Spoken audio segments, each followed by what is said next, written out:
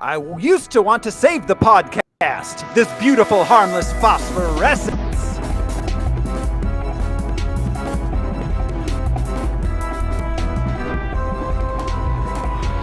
Hello, everyone. This is Thoreau Smiley, and I am unnecessary for the purposes of bodily pleasure. Who's joining me this week? Hey, I'm Josh Cece, and where I come from, babies are made different. I've got some relationship advice for you guys. Find someone that looks at you like Wonder Woman looks at ice cream. I'm Brian Lesh. I'm a snail. No, I'm a bug. No, I'm the dung of a bug. Oh wait, no, I'm Alaric Weber. And this is Harmless Phosphorescence. It's the podcast where we watch every theatrically released full-length live-action superhero movie ever made. We gather some research into the production and the source material, then we tell you all about it. This show, it's brought to you by patrons. Patrons like executive producers Michael Beckwith and Atticus Burkett. You want to be a patron too? Just go to patreon.com/harmlessentertainment. We got bonus content there. We got Star Wars shows. We got monthly movies. Every month we do a non-superhero movie. We doing Clue this month. That'll be coming up soon. Live from Belgium, we'll be doing Clue. Yeah. How cool. That's coming up soon. But we've got all sorts of stuff there on the Patreon. We got music shows we do every week. Head over there, patreon.com/harmlessentertainment. This week, though, on Harmless Phosphorescence, we are going to be watching Wonder Woman.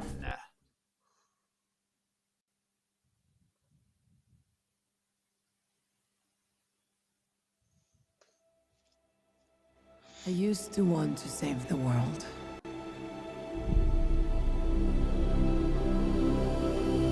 This beautiful place.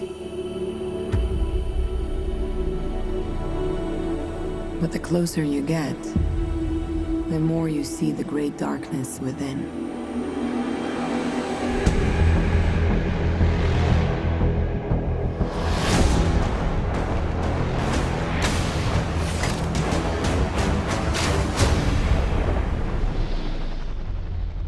I learned this the hard way, a long, long time ago.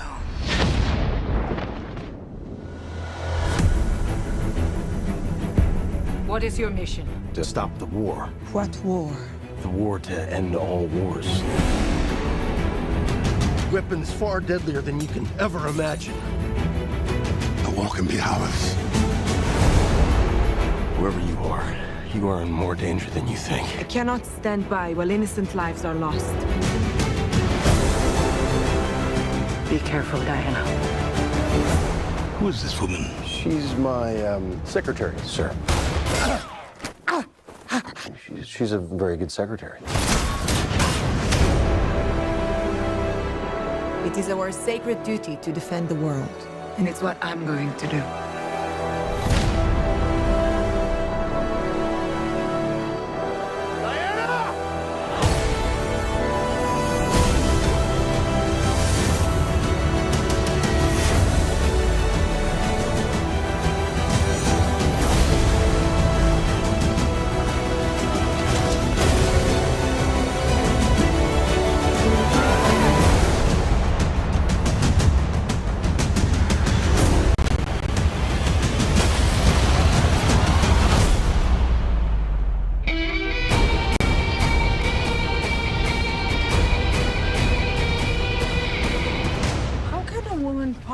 Fight in this? Fight?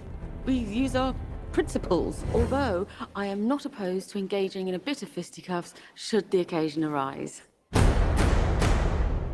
Wonder Woman. It was released on June 2nd, 2017, with a running time of 141 minutes. It cost $150 million, and it took in $822 million at the box office. She was a hit, this Woman of Wonder. This is part of the DCEU at a time when the DCEU was actually trying to make interconnected movies. They did officially say that they were not going to make all of their movies interconnected in 2019. So sometimes they connect, sometimes they don't. Sometimes it's up in the air whether this is part of the same universe or not. But at the time Wonder Woman came out, it was part of that whole shebang. You'll know it's interconnected when they use that Wonder Woman theme. Yes. Yeah. That's a cool theme. Yeah, the theme's pretty awesome. That's a Hans Zimmer joint there. He didn't do the soundtrack for this movie, but that theme was his. Electric guitar for riff. BVS. BVS, which is my favorite Korean pop group. I thought it was a veneer. All right. But this movie made a lot of money, which means it's time for us to play the box office top 10 game. What? This is the game where I'm going to describe movies using mostly the Box Office Mojo description, except where I don't. And the guys here are going to try to guess what movie I'm describing. You ready to jump into the top 10 movies of June 2nd, 2017, fellers? No. Aw, come on. Okay. Yay! Our first. Thanks for doing the bit with me, Al. Our first one. Robbed of his birthright. Our hero comes up the hard way in the back alleys of the city. But once he pulls a weapon, a mythical weapon, out of a place, he's forced to acknowledge his true legacy, whether he likes it or not. I was trying to leave. Is this Prince of Persia? No. It's an Arthur type thing, right? Arthurian? It is. It is. The pointy stick in the rock? No. It Arthur 2 on the rocks. The tagline for this is it's the Kingsman? No. This stars Charlie Hunnam, I don't know, and Jude Law. The tagline is "From nothing comes a king." Yeah, Excalibur. It's called King Arthur: Legend of the Sword. Oh, wow. And at the bottom of the poster, it just says hashtag King Arthur. You saw clap back. I did not even know this movie exists. Yeah, that's rough when you have to use the movie's title as a hashtag on the movie's poster. Yeah. Oh man. Number 9 this week. When her boyfriend dumps her before their exotic vacation, a young woman persuades her ultra-cautious mother to travel with her to paradise with unexpected results. Mother in Paradise? This stars Amy Schumer and Goldie Hawn. Yeah, I remember hearing about it. I do not remember hearing about this. On the streets. What's the hashtag? Arthur. Hashtag King Arthur. They used to say hashtag. It was very confusing. Just to divert.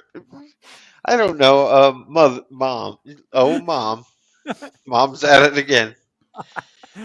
It's called Snatched. Because they were kidnapped.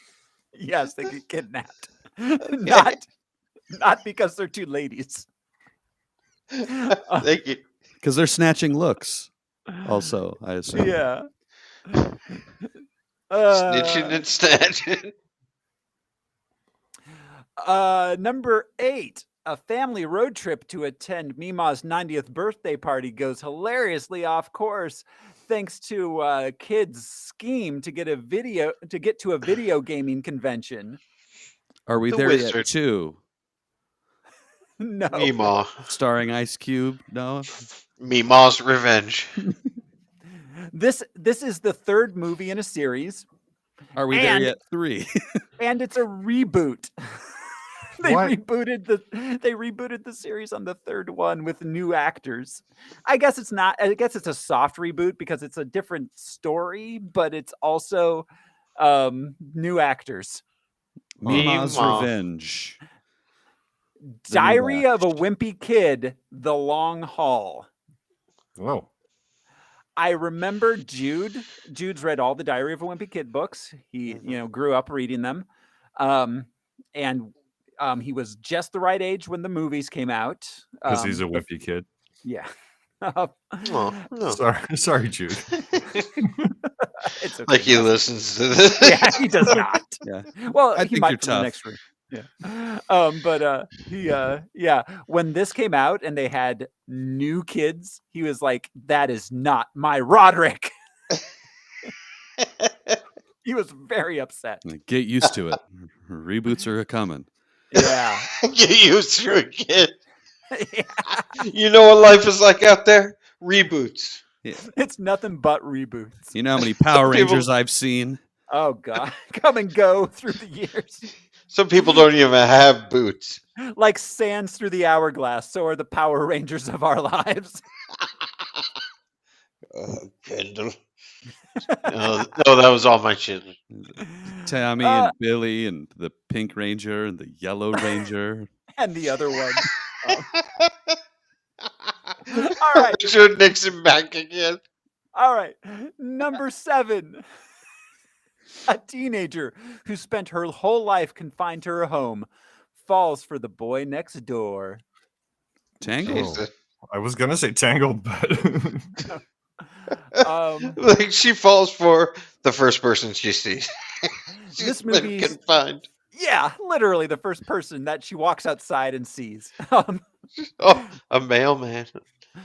This movie looks super YA. It stars 2 people I've never heard of, Amanda Stenberg and Nick Robinson. It does not have a visible hash. No, it does. Hashtag is the name of the movie. I'm not going to say what the hashtag is. Oh, okay. I was like, are you kidding? It's hashtag. Amanda Yeah. Stenberg was Rue in the Hunger Games. I know that because I somehow watched her. all 4 of them last week. Oh, is Oh it my like God. the Truth in Our Stars or Wait. the like Boy in the Bubble? It looks like one of those kind of movies, but it's called Everything, Everything. Wait, you're kidding, right? Everything, it's called- everything? Everything, Everything. Are you shitting me? Hashtag Everything, Everything. Wow. You think they could have just done hashtag everything, but Nope. everything, Nope. everything. Do everything. So wait, Yeah. Brian, you watched all the Hunger Game movies, and we're not even doing a podcast about it. I might have a problem. Yeah, I got I've through seen the 'em all. first one, and I thought, you know what? I'm just gonna watch all of them. And by the time it was over, I was questioning my decisions. Those might be on our list someday once we get to series. I am here for it. I'm ready for it, man. They are interesting. was They are there a I found- sequel to Yeah. it?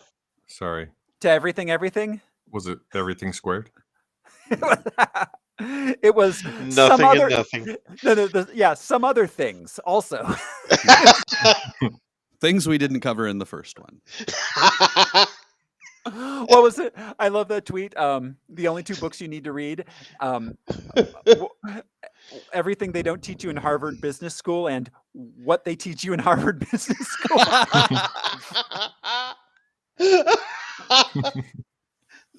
People who bought this were also interested in this.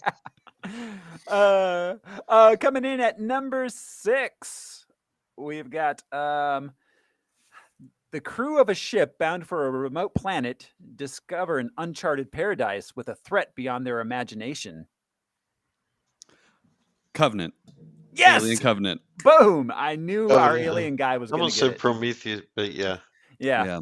Alien Covenant. Yeah. Still waiting on a Um, sequel. Mm. I don't know wait. why, but I am.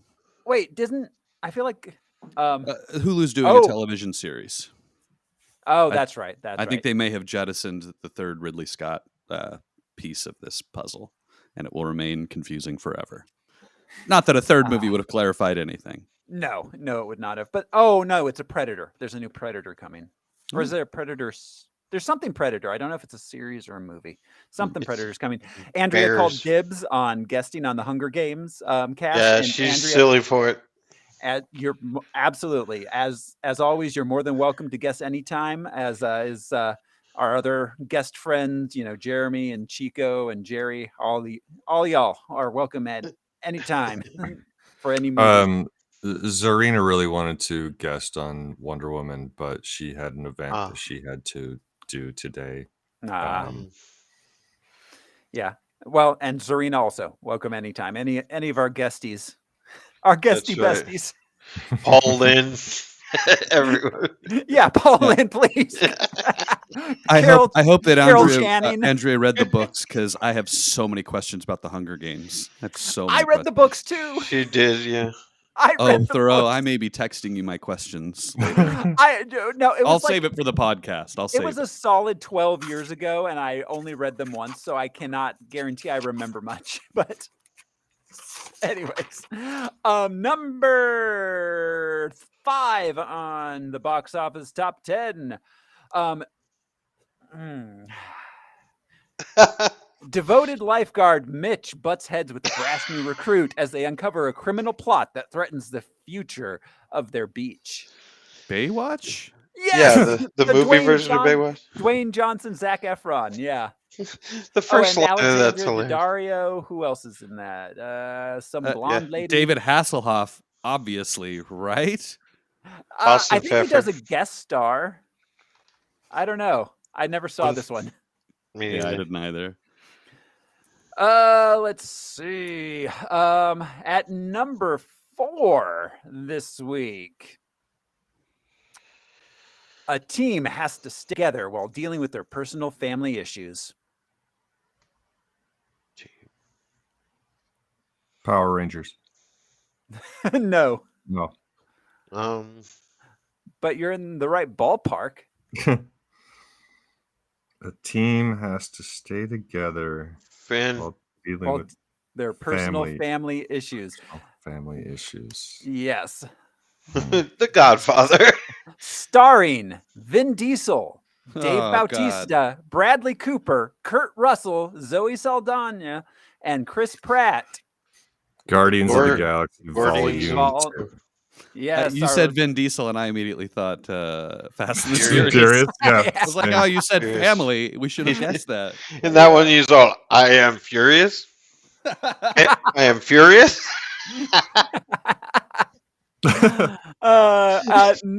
Number 3 this week. I am fast. I am fast. With the button. Number 3 this week. Pursued by an old rival, a man and his crew have to get away and accomplish their goals. I don't have a better way to describe this without just telling you what it is. Fast and the Furious? Wait, say it again, Thoreau. Oh, God. Or try. A man and his crew. A man and his crew have to get away from the man's old rival. Oh. Master and Commander. You're actually not in the wrong ballpark, kind of. Oh, okay. This stars Jeffrey Rush, Javier Bardem, and Johnny Depp. Oh, Pirates. Pirates of the Caribbean. What's the subtitle? Oh no. Curse of the Flippy Floppies. when Harry met Lloyd. It's Dead Men Tell No Tales. I have no idea what number this is. How many of those did they even make? I don't know. That's like, a tell series no tales. Sit down for this tale. Yeah, that one is the Pirates is definitely on our list for our post superhero miniseries. I'm down. Yeah, and they are really milking that 15-minute ride. Yeah, they. I'm impressed how they did. At number 2 this week, two overly imaginative pranksters named George and Harold hypnotize their principal into thinking he's a superhero. This did not make our list for our superhero movies. Why though? It is. I'm curious as to because why. it is animated. Oh. I was gonna say I thought it was a Village of the Damned reboot or something. It is animated. It stars Kevin Hart, Ed Helms, Nick Kroll, and Thomas Middleditch. Is this Superdog or something? No, it's also based on a series of books, which is pretty similar to to Diary of a Wimpy Kid. Actually, it was a big week for this like pre-tween kind of literature. It's Yeah. Captain Underpants, the first epic movie. So is the principal Captain Underpants? I'm guess. confused. I don't know. Jude was into Captain Underpants, but I don't. I think I saw this, but I don't remember it very well. I think the principal is Captain Underpants. Yeah. Huh. I saw an entirely different kind of movie called Captain Underpants. Yeah. It all I just would seems put- like a riff on Calvin and Hobbes' Stupendous Man. 'Cause It he wore kinda a is. Yeah, I love Yeah. Calvin. Yeah. I would Stupendous point Man. out that this is the first epic movie. They did not make a sequel. So No, truthful. And number 1 this week. When a pilot crashes and tells of a conflict in the outside world, Diana, an Amazonian warrior in training, leaves home to fight a war, discovering her full powers and true destiny. Medea's Wonder Fantasy Woman. Island. Oh my God, Tyler Perry! I know you're a fan, so make that movie, please. Oh my God, Medea as a Wonder Woman. No, Fantasy Island, like right. Oh, The plane. The premise is Fantasy Island. Just Tyler Perry playing every single character. I would pay money for that. Now is Medea going to the island, or she's a Ricardo Montalban? Yeah, I was gonna say she's got to be Ricardo Montalban. So that is the end of our box office top 10, which means it is time for Professor Al to break out the big book of superhero stuff and tell us everything we need to know about the comic book and character background of Diana, Princess of Wales. I mean, different Princess Di. The English I may Different have watched. island. Wait, I watched the wrong movie. Different island. Okay. So I'm gonna start off because I'm gonna reread what I wrote for Dawn of Justice Okay. because it's relevant. I talked a little bit about her, but didn't go into full depth. Okay, Wonder Woman. Created by American psychologist and writer William Moulton Marston and artist Harry G. Peter. Marston's wife, Elizabeth, and their life partner, Olive Byrne, are credited as being inspiration of the character's appearance, mostly due to their bondage lifestyle. Yes. Wonder Woman is a bondage fantasy brought to life. To ink. Man, Yes. incredible. Yeah. Um, It's amazing that like one of the top 10 most popular superheroes of all time, most popular like characters of all time, I'd say maybe is Empowering. Well- is a bondage fantasy. Superman was born out of that dress like a baby fantasy because he wears his underwear on the outside the whole time. It's like a diaper. Yep. Yeah. Wonder Woman first appeared in All-Star Comics number 8, published October 21st, 1941, and she had her first full feature in Sensation Comics number 1, January of 1942. Sensation Comics. Sensation Comics. Tingly. We The- mentioned or way back when you brought him up that Marston also invented the polygraph machine. Yeah, Whoa. yeah, I remember talking about that briefly. The lasso. Which of I'm truth. sure he stumbled. Yeah, I stumbled upon it with his bondage and discipline play. No, really, the heart rate goes up when this happened. Oh, that's really interesting, actually. You're like, did you come? No. Ha this machine says differently. It's He my wasn't- orgasm detector. Oh, in a pursuit of truth. Orgasmeter. Yeah, exactly. He's all, come on, baby, it's for science. He was a psychologist. Yeah. Had to rename it to sell it to the It all government. tracks. Yep. Yeah, it wasn't the boner machine anymore. Hoover was never going to buy into the orgasmeter. Never. Wonder Woman. Character. Soon got her own comic book with Wonder Woman #1 released in summer of 1942. It was the summer edition. Let's see. In her homeland, her official title is Princess Diana of Themyscira.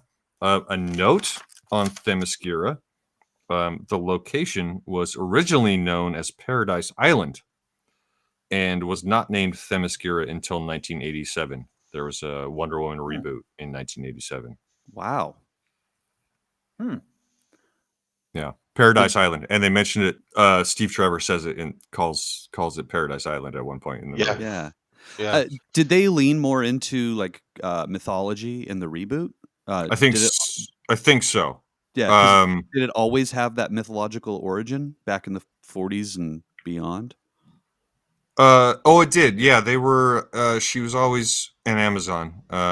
It was always an island of Amazons. At one point, it was known as Amazon, or there were a few islands. The Amazon Isles, it was called, but Paradise Island was the first thing that was called.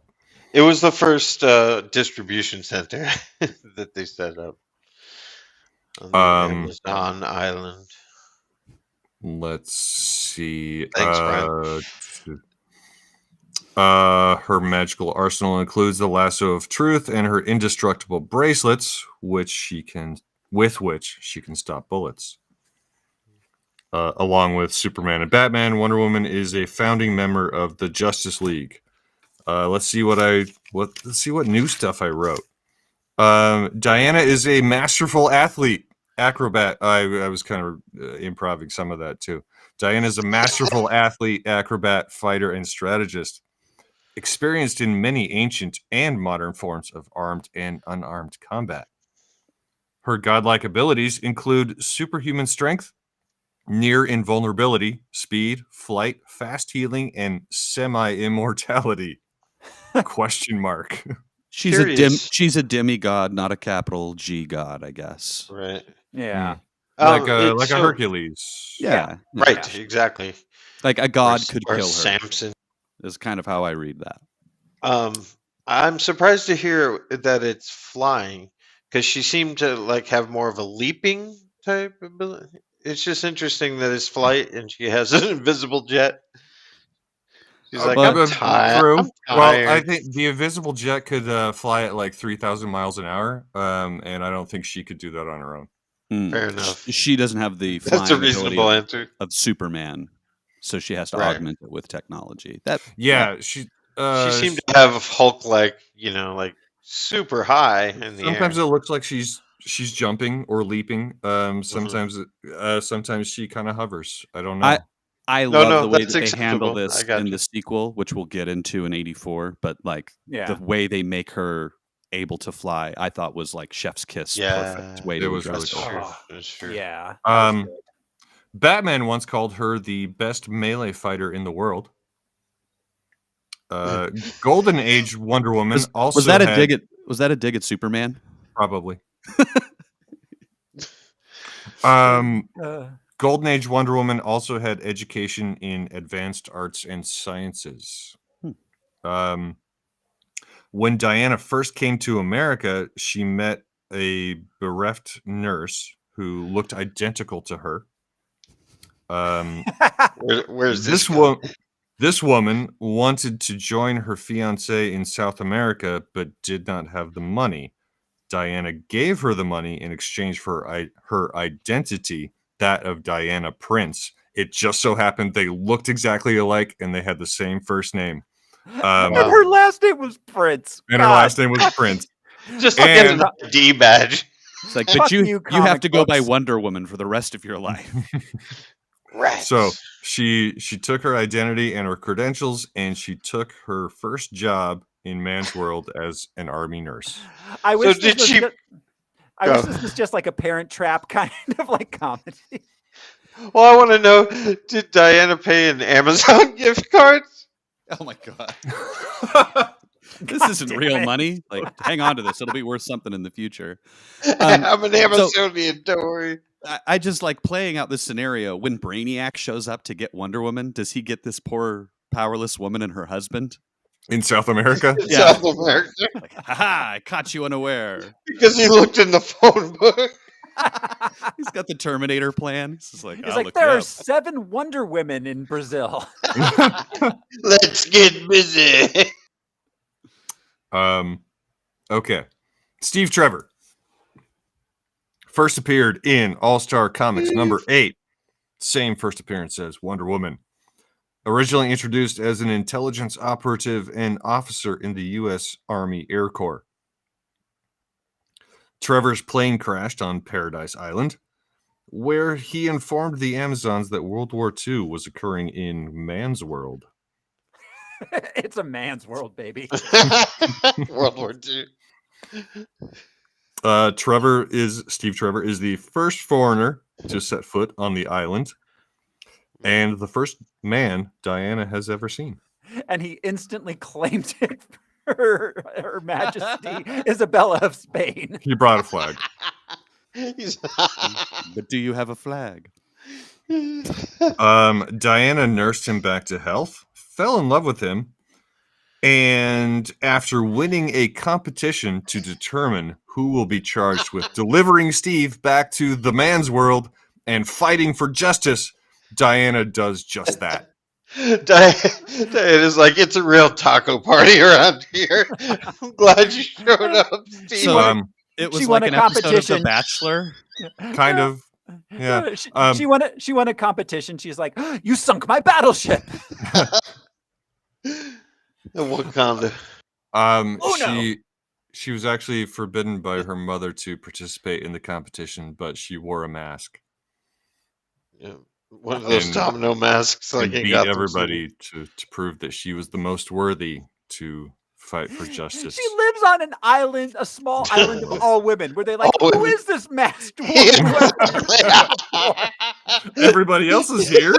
Yeah, bring me this one? Diana. Wait a minute. It's interesting that Wonder Woman was boy crazy in her origins. Like, I'm going to win this race to hang out with this man. She's all tiger beat. Luckily, it was one of the Chris's, one of the cuter Chris's, too. The Chris's, yeah. Yeah, it wasn't a Pratt. Or, yeah, thank goodness. But it wasn't a Hemsworth. Yeah. Or Yeah. Evans. He's right in the middle. Middle Chris. Middle Chris. I just want a sitcom with all the Chris's having to live together. I would watch that. And raise a kid. Yeah. A little lady of some sort. The character Steve Trevor was often placed in gentleman in jeopardy situations, mirroring the damsel in distress trope. Yeah. Steve Trevor was killed off in 1969 with artist Mike Sikowski finding him dull and boring. Oh, Mike, you're so judgy. Hey, know. man, there's Sorry, a lot of Cap, other white guys in comic books he could have done that to. Come on, Right. Why Yeah. stop there? Steve. But the character would be resurrected by a later creative team. They just couldn't make up a new regular guy. Yeah, I don't know. Maybe it Put was him in in a Lazarus 1987. pit. Maybe that was in 1987 when they brought him back when they did the reboot.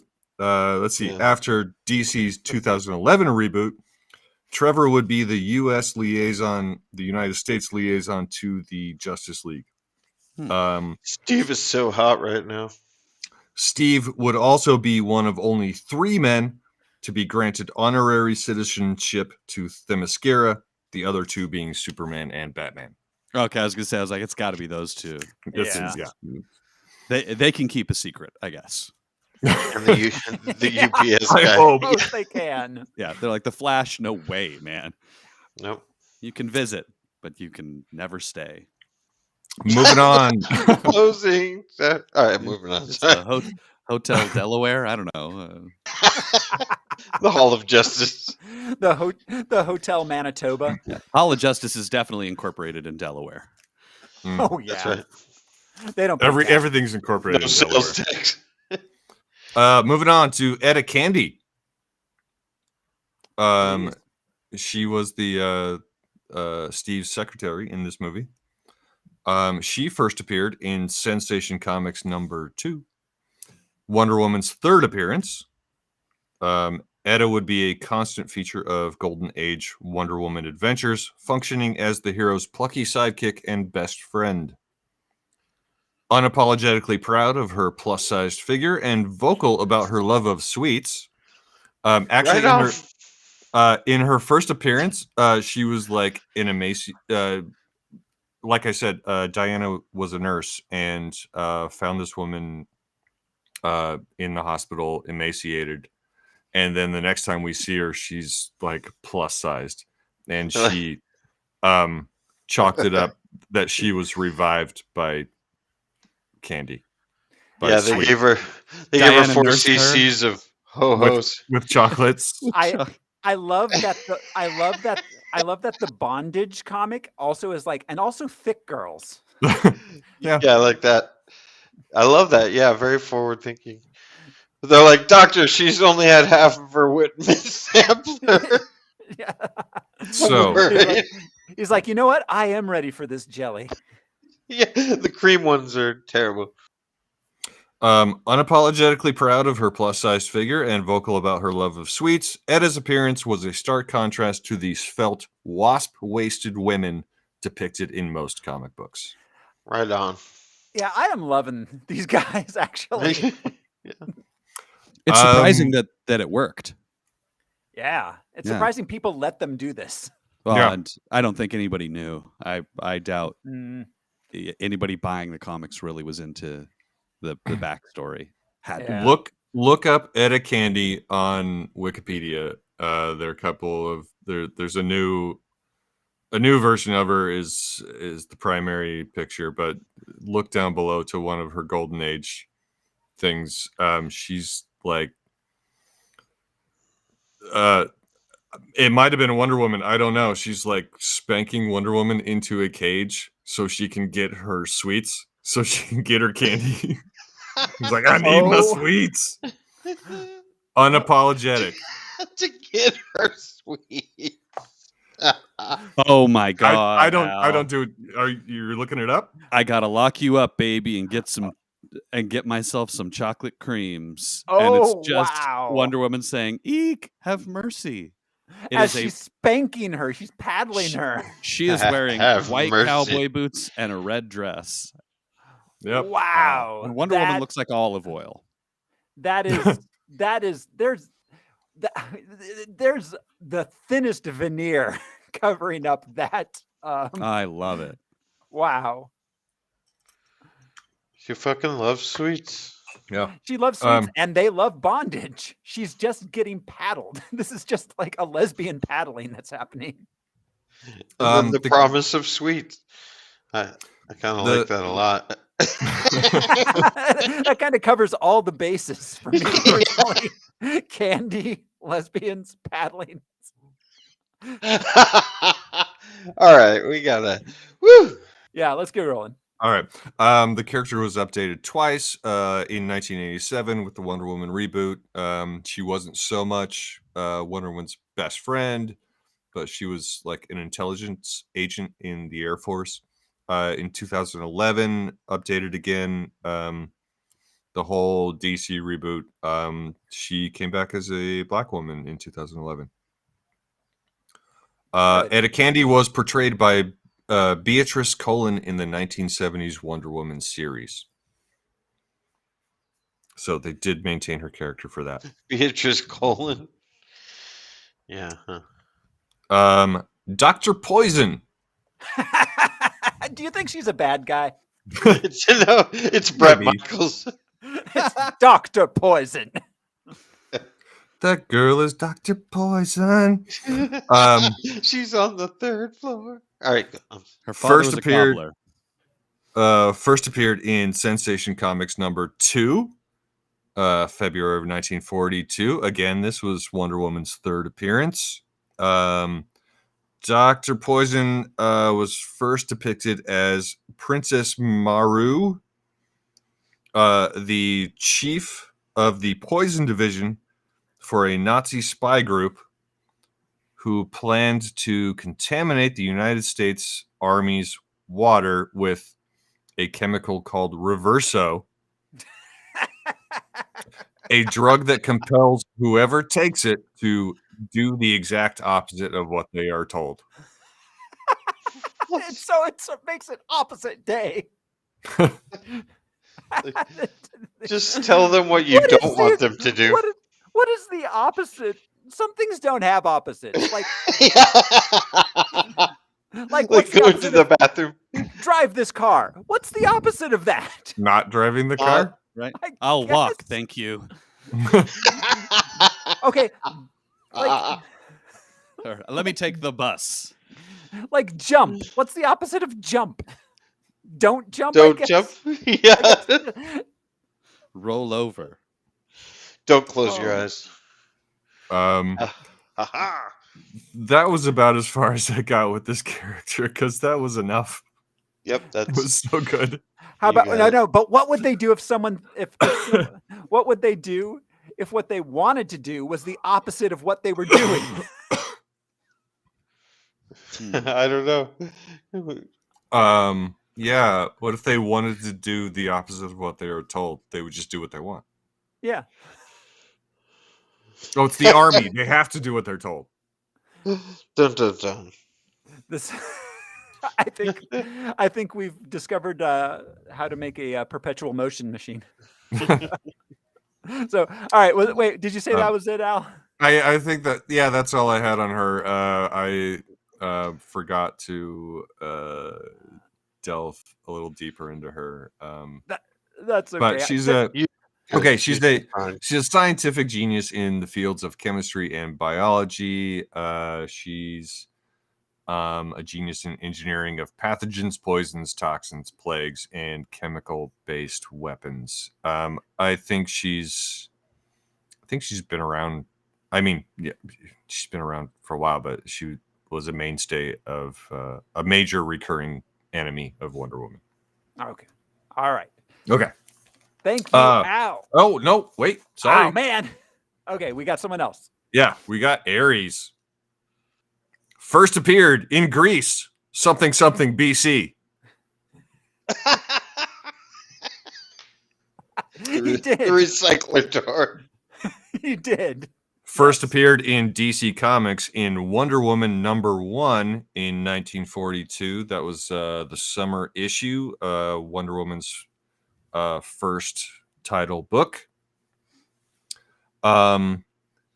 They switched his name to Mars in the second issue. He was Ares in the first one, and then they switched him to Mars in the second issue. Then they finally switched back to Ares in the 1987 Wonder Woman reboot. Yeah. Did they get sued? For using By Ares? By Mars bars? By Greece. They got sued by Zeus. His powers include too many things. He's an Olympian god. Yeah. As the god of war, Ares draws and nourishes his powers from malevolent psychic energy. And he was voiced by Alfred Molina in the 2009 animated Wonder Woman movie. Nice. Boom. All right. So we've got a bit of production background on this bad boy. This is the first Wonder Woman movie. So let's look back at the history of Wonder Woman in visual media. The very first Wonder Woman movie was in March 1974, made for TV, starring Not Who You Think. Kathy Lee Crosby was our first on-screen Wonder Woman. Kathy Lee Crosby was a tennis player who became an actress. Her dad was Lewis Clayton Crosby, who was a songwriter. He worked on the Lawrence Welk Show. She is not related to Bing Crosby. That's the first thing the Wikipedia page says. That was my first thought too. So they did not bring her back. It was supposed to be a pilot for a series. They didn't like her, so instead they made another made-for-TV movie called The New Original Wonder Woman, which starred Linda Carter. That did go to series. That aired for 3 seasons from 1976 to 1979. And that was kind of the end of Wonder Woman on the big screen. Wait, you Or said it was on made any for screen. TV? Yeah, on Okay. any screen, I'm sorry. On screen Wonder Woman outside of cartoons. Of course, Wonder Woman was in Super Friends in the 80s, which is probably where Super Friends is where I was introduced to pretty much all the DC heroes.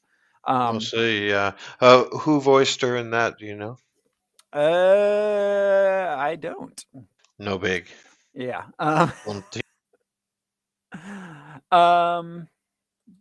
It was probably some voice actress we are unfamiliar with, if I had to Probably. guess.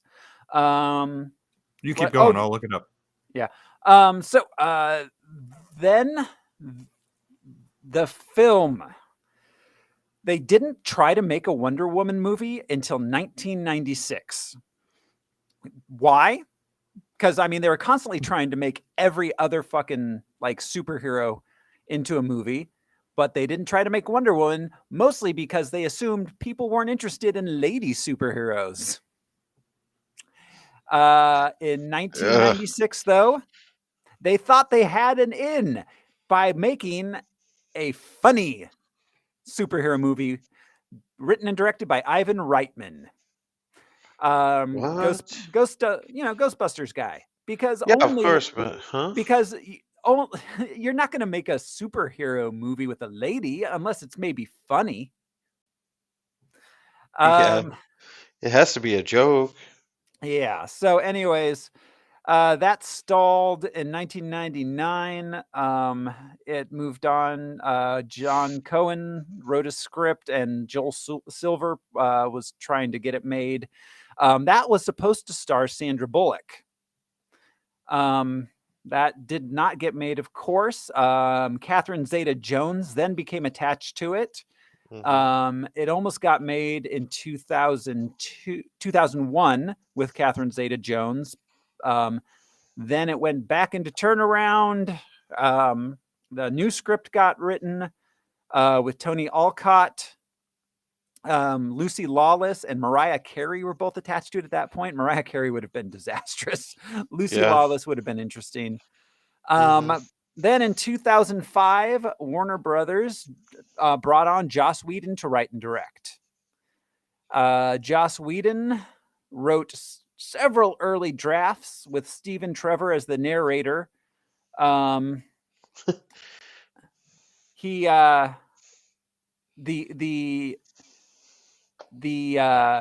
studio was never happy with any of his drafts, and eventually he left. Although before he left, he was in talks with both Kate Beckinsale, Angelina Jolie, and Kobe Smulders for the lead role. Curious. Yeah.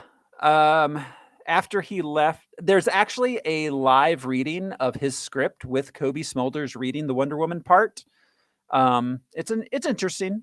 It's interesting to watch. I don't love his script. I don't love his take on it. It's very Whedon-y. But it's, there's some stuff in there I like and a lot of stuff I don't.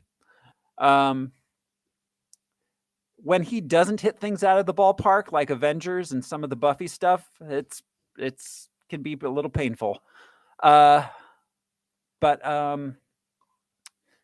then in 2000, when they began developing a Justice League movie in 2008, they brought on an Australian model, Megan Gale, for the role. That movie then got shelved. In 2010, they started trying to make a new one. And that was Paul Feig. Paul Feig. Feig? Yeah, they wanted to make another one, another action comedy movie. Funny. Yeah, it was supposed to be directed by Michelle McLaren, but she left. It got put on the back burner again while Man of Steel and Batman v Superman got made. And then, of course, when they put her in Batman v Superman, they brought in Gal Gadot. We did talk about her in the Batman v Superman, so we won't be going into her background. But Patty Jenkins was brought in to direct. When Patty Jenkins was brought in, she decided to set it in World War I, and then at that point, she put Steve Trevor in. Scott Eastwood, we talked about this a little bit in the Suicide Squad episode. Scott Eastwood was supposed to play Steve Trevor in that, but when they decided to place this in World War I, they had to recast Steve Trevor as Chris Pine and rename Scott Eastwood's character in Suicide Squad and cut out a bunch of his scenes. Wait, who's Scott Eastwood in? He is some random... He's the guy who blows himself up in Suicide Squad. He was supposed to be Steve Trevor, but when they set Wonder Woman in World War I, they cut all of his scenes, and now he's just some random army dude in the background in a bunch of the shots. Okay. So Patty Jenkins, she worked as a lot of throughout the 90s and 2000s. She mostly worked in a lot of like background role stuff, like assistant AD kind of stuff. She did a lot of camera work. She was a camera person. She only has directed 3 movies. Monster in 2003, which was that Charlize Theron movie, which a very good movie. Like, it's amazing that she didn't get another movie between 2003 and 2017. I have to chalk that up 100% to the fact that Hollywood is sexist as fuck. Yes. Yep. Probably. Because Monster's an incredible movie. Yeah, it got Charlize an Oscar. Yeah. There's no reason on... It got all those male directors scared. Yeah, I guess it probably did. But she did do some TV work in between. She directed episodes of Arrested Development, Entourage, The Killing, Betrayal, all of that in between, and continuing to work behind the scenes on other things. She was in an episode of the Sarah Silverman program in 2008. Which is, just weird. But she got brought onto this. I can't really find how she got this job, honestly. They seem to just kind of like she was friends with somebody who like recommended her. Patty Jenkins is doing the new Rogue Squadron, right? That's currently maybe because they put it on pause. So she's supposed to, but it's still unclear as to whether or not that's really going to get made at all. I really hope so, because that announcement that they did was pretty savvy. I think she was was she on roller skates wearing a flight suit? I forget. She was on a tarmac and then there was an X-Wing. It was really cool. Yeah. Well, and her dad was a pilot. So she was apparently very excited about doing this. My dad is a big fan of Patty Jenkins. I thought it was interesting talking to him about it when that announcement was made. I was like, oh, well, check you out, man. He follows her work closely. That's all with Patty Jenkins. This was written. We've got a screenplay credit for Alan Heinberg. Alan Heinberg. Oh God, let's see. He did a ton of TV work. His Party of Five, Sex and the City, Gilmore Girls. He wrote on the Hawkeye series. He's has writing credits on the upcoming Sandman series. As far as movies go, he didn't write any other screenplay. He has no other screenplay film credits other than Wonder Woman.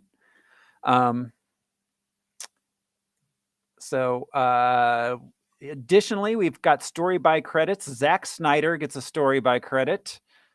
It's unclear how much he actually had to do with the story of this. And then Jason Fuchs also has a story by credit. Let's see. He's also has writing credits on Ice Age Continental Drift, Pan, the 2015 Peter Pan movie, and the 2018 movie called I Still See You. He has more acting credits than he does writing credits. He was in La La Land, It Chapter 2, The Hebrew Hammer. I remember that. A 2003 movie with Adam Goldberg. Yeah. Shabbat Shalom, motherfucker, is the one thing that I remember from that movie more than anything. Our cast. As promised, the voice of Wonder Woman in Super Friends was Shannon Farnan. Not a big name. She's got 57 credits to her name, but nothing starring. I guess she did a lot of TV work back around like the Man of Uncle, Dragnet days. Yeah. Well, cool. Thank you. Yeah. So in our cast, Gal Gadot as Diana, we did talk about her in our BVS episode. Chris Pine as Steve Trevor. Chris Pine, probably other than this, best known as the Captain Kirk in the Star Trek reboot movies. That's where I first saw him. Yeah. Was Jack Ryan in the 2014 Jack Ryan Shadow Recruit. Or he may be a certain segment of our population may know him best as Lord Devereaux in the Princess Diaries 2 Royal Engagement. That's where I saw him. He was in that terrible 2018 Wrinkle in Time movie, which I wanted so badly to like, but I could not. Yeah. Oh God, I wanted to like that movie. Let's see. God, he worked. He's been in so many movies. Throughout the 2000s, he was like Blind Dating, Smoking Aces, Just My Luck, The Bulls, Confession, like so many things. He was one of the Peter Parkers in the Into the Spider-Verse. Which one was he? Was he the Dream? Like the he was the post-credit Pinnacle? sequence. The post-credit sequence. Yeah. The Pinnacle Spidey. Interesting. Or the post-credit sequence one. Well, because 2055 was Oscar Isaac, right? Oh, was that Oscar Isaac? Yeah. So was he the Peter Parker that died in that universe? Oh, that might have been it. It just credits him as Peter Parker / Spider-Man, so I don't know which one. I thought he was the Peter Parker that died. Okay. But I could be wrong. That would make sense. No, that would make sense because I literally don't know. Just in the sense that he's the Dreamboat character instead of kind of a dorky Peter Parker. Yeah, exactly. So he's coming up in next year. He's starring in the Dungeons and Dragons movie. Ooh. Yeah, interesting. Yeah. He did a lot of TV in the early 2000s too. He was in an episode of 6 Feet Under. American Dream, CSI, ER. So, additionally, we got Robin Wright, no longer Robin Wright Penn, as how do you say it? Antiope. Antiope was Antiope. Okay. Antiope. Yeah. Robin Wright. She's always the Princess Bride to me. Forever. Princess Bride and Jenny. Oh yeah. By the Jenny. way, comics background. All those Amazon names, they all appeared in the comics at one point or another, especially Hippolyta, and Antiope. Mm. Done. So, thank you. So all right, yeah, Robin Wright. Additionally, as you know, Princess Bride, Jenny from Forrest Gump. She was in Girl with the Dragon Tattoo, Blade Runner 2049. Claire Underwood in too many seasons of House of Cards. She became the lead after all that went down with Kevin Spacey. Danny Houston as Eric Ludendorff. He's got a long filmography. His first film credit was in Leaving Las Vegas. Let's see, he was in 21 Grams, The Aviator, The Constant Gardener, Children of Men. He was William Stryker in X-Men Origins Wolverine. I forgot about that. Yeah, we talked about him. John. I forgot about that. He plays Poseidon in Clash of the Titans, the 2010 reboot of that. He's an interesting guy. He's the brother of choices. Corvo's character in Children of Men. He's the guy who runs the art thing and has all the Pink Floyd inflatables and stuff. Mm-hmm. That's right. I forgot about that. Yeah. A note on the a note on the character. Eric Ludendorff was, I think, one of the only historical figures presented in this film. Huh. Oh, Ludendorff is a real person? Yeah. I tried to look up his comics history, but he was a German general, politician and military theorist, blah, blah, blah. Achieved fame during World War I, central role in German victories in 1914. Wow. After Germany's defeat, he contributed significantly to the Nazis' rise to power. So he did not die in real world World War I. He was not killed by an Amazon princess. Shame. That is a shame. That is a shame. Shame. Okay, so David Thewlis as Sir Patrick / Ares. David Thewlis, probably best known as from Harry Potter. Lupin, Professor Lupin.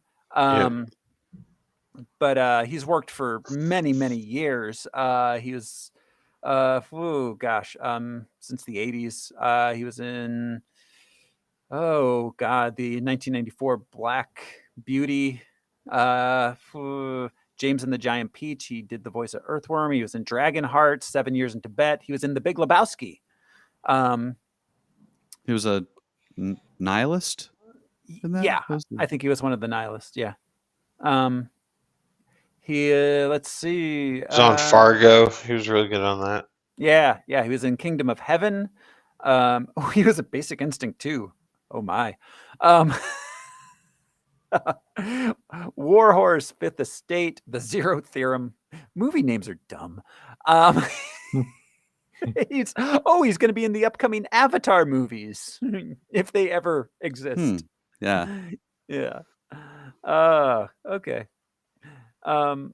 His very first credit was in on British TV in 1985. He was in Up the Elephant and Round the Castle. Oh my God, that's the most British fucking thing I've heard in a while. Wow. Woo. I just ran across, he was in a short film, it's 10 minutes long, called DIY Hard. Do it yourself hard. Wherein a single woman and a burglar in her house develop a very unorthodox relationship. Okay. Connie Nielsen as Hippolyta. She was I think she's probably best known for Gladiator, I think, at this point. Other than this, of course, she's also Let's see. She was in Mission to Mars, The Devil's Advocate, 1 Hour Photo, Basic. She was in Rushmore. I forgot about that. Permanent Midnight. That was a good movie. Let's see. She did play this role again in Justice League and Zack Snyder's Justice League. On TV, she's done. Let's see. She was in The Good Wife for a while. Connie Nielsen. She's Danish. She's done a lot of Danish films. Yes, she did. That we wouldn't understand. because they're Danish. You just wouldn't understand. You wouldn't get it, man. You're tearing me apart. I'm Doug, and I'm out of here. Doug.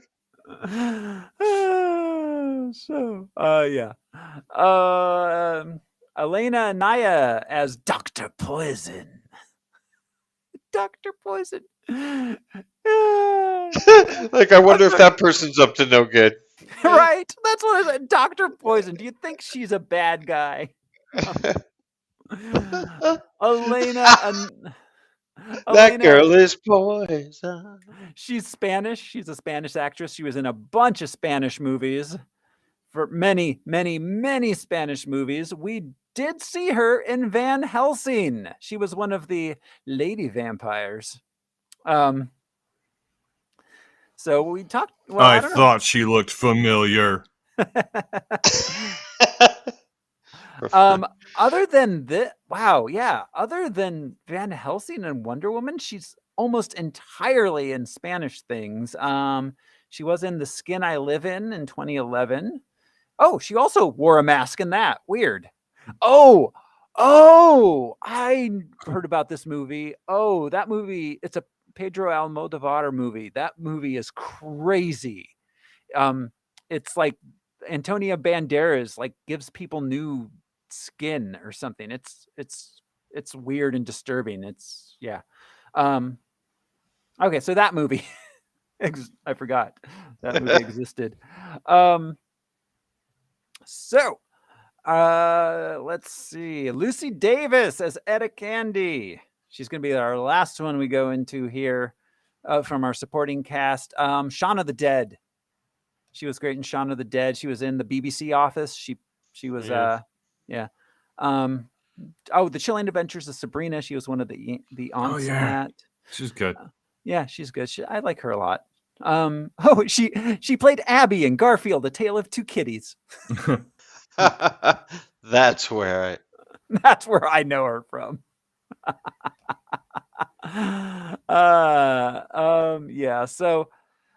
Additionally, rounding out our supporting cast, we've got Saeed Tagmoai. I'm sorry if I said that wrong, as Samir. Ewan Bremner as Charlie. I'm not sorry if I said that wrong. Eugene Braverock as the chief. They didn't even. Oh my God! The Wikipedia doesn't even have the name as chief. Jesus Christ. The chief. The chief. The character had a name. Right. You don't understand, you stupid chief. He gets results. Lisa Loven Kongsley as Menelope. That's our main cast. So that about rounds it out. Guys, you ready to jump into the movie itself? Wonder Woman. Swing. Swing. You said it so matter-of-factly like it's a term. Here we go. This is... I'm sorry, I didn't say it correctly. Showing. And then a thrust. This is Wonder Woman. I'm so sexist. We open with a voiceover about, mankind and stuff. And then Diana is in a museum in present-day Paris. She's an antiquities dealer. She gets a picture from Wayne Enterprises. It's her and a bunch of guys. It's an old picture. She gets She gets an email from She's like, Bruce Wayne. Those are just guys I used to party with. That email is still doing work in other movies. Yes, it is. That email from iambatman@gmail.com. Don't look at Bruce Wayne Altivist. So in Dawn of Justice, she receives the photo and it says like, this doesn't just look like you, this is you. And in this, the note says, I found the original. Maybe you'll tell me the story someday. Yeah. Yes. We cut to years in the past in Themyscira. Little girl Diana lives in a green screen paradise with a bunch of ladies where they jump and flip and shoot arrows everywhere. It's an island of Wonder Women. They fight and she likes to fight too. They fight hard and they play hard.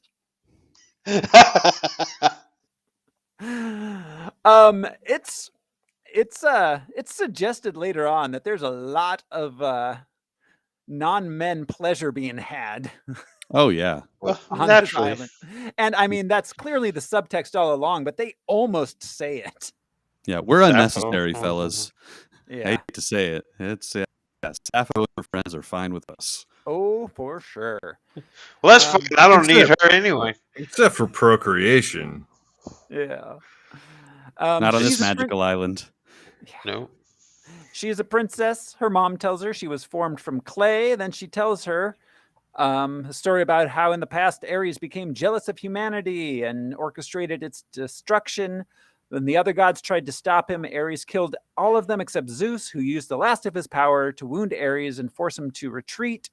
Before dying, Zeus left the Amazons a weapon, the God Killer, to prepare them for Ares' return. She shows Diana a special sword, which Diana believes is the God Killer. I love this. This is one of my favorite aspects of this movie, is that the sword is the God Killer. Yes. Until it conveniently isn't.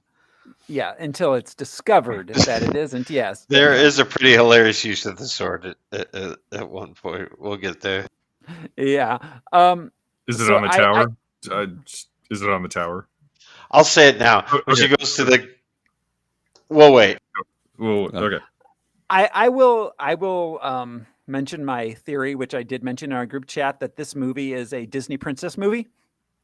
It's structured almost exactly the same as Tangled, Moana, Frozen, Little Mermaid, the little girl. Is that why it's so good? It might be. It might be why it's an actually interesting story as opposed to so many of these. The little girl who lives on the closed, like the closed in like society, and she wants to get out into the wider world, and when she does, she has a series of adventures with her sidekick, and it's not quite what she thought, and she has to come like realize some things about herself along the way. It was missing some singing though. Could have used some more singing. It was missing some talking animals. Well, I mean, our animal sidekick was Chris Pine. So yeah. Steve! He's cute enough. Yeah, for sure. We get a training montage. Diana grows up. She learns to fight. At first behind her mother's back, then with her reluctant blessing. Though we do learn there's a secret about Diana, where she came from, what she truly is. Well, she's the only child. Yes, she's the only kid. Yeah. How long does it take her to grow up? I mean, is it normal amount of time, or is this from BC to like? How long is she an adult? Yeah. Like, I felt like it was not a normal amount of time because they don't say it right away, but she was created ages ago. Yeah. So from the time she was born until the time she's a full adult, is that thousands of years, or is she grow up like a regular child and then is just an adult for thousands of years? I don't know. Are they all? They're all thousands of years old. Yeah, because time is pretty neat. She's not half human. No. Because the Amazonians aren't necessarily human. Yeah. No, they're not. And the Amazonians are, yeah. Yeah. And time really doesn't have any meaning on Themyscira. Yeah, I I don't know assume if we're that supposed to think about it too much. outside of time in a way. The Yeah. place itself. It's a magical place. It is. It's like a little bit like Atlantic City. It's just like Cabo. Like Or sandals. Tahiti. Damn. Tahiti. Yes, thank you. Bali. It's a magical place. Like Legoland. So Universal Studios, where the magic comes to life. After a training session in which she learns that she's far more powerful than she believed, she watches a plane appear out of nowhere and crash into the ocean. The pilot's drowning. Is her armor painted on at this point? It almost looks like it. Interesting, yeah. It doesn't really, but right. Yeah, I mean it's what. Well, and this is again. Also this is adult male Alaric Weber seeing grown Wonder Woman for the first time. It's like, wow. Yeah. Yeah. Wow. Yeah. Grown. Yep. Yes. I mean, yes. Gal Gadot is an attractive lady, in case no one noticed.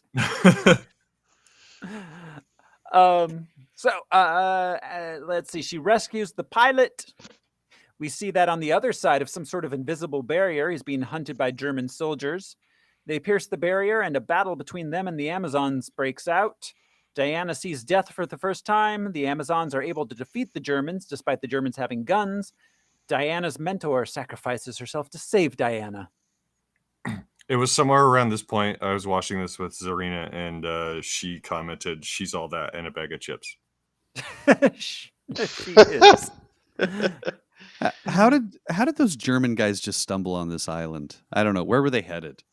They were following the plane. In a boat, though.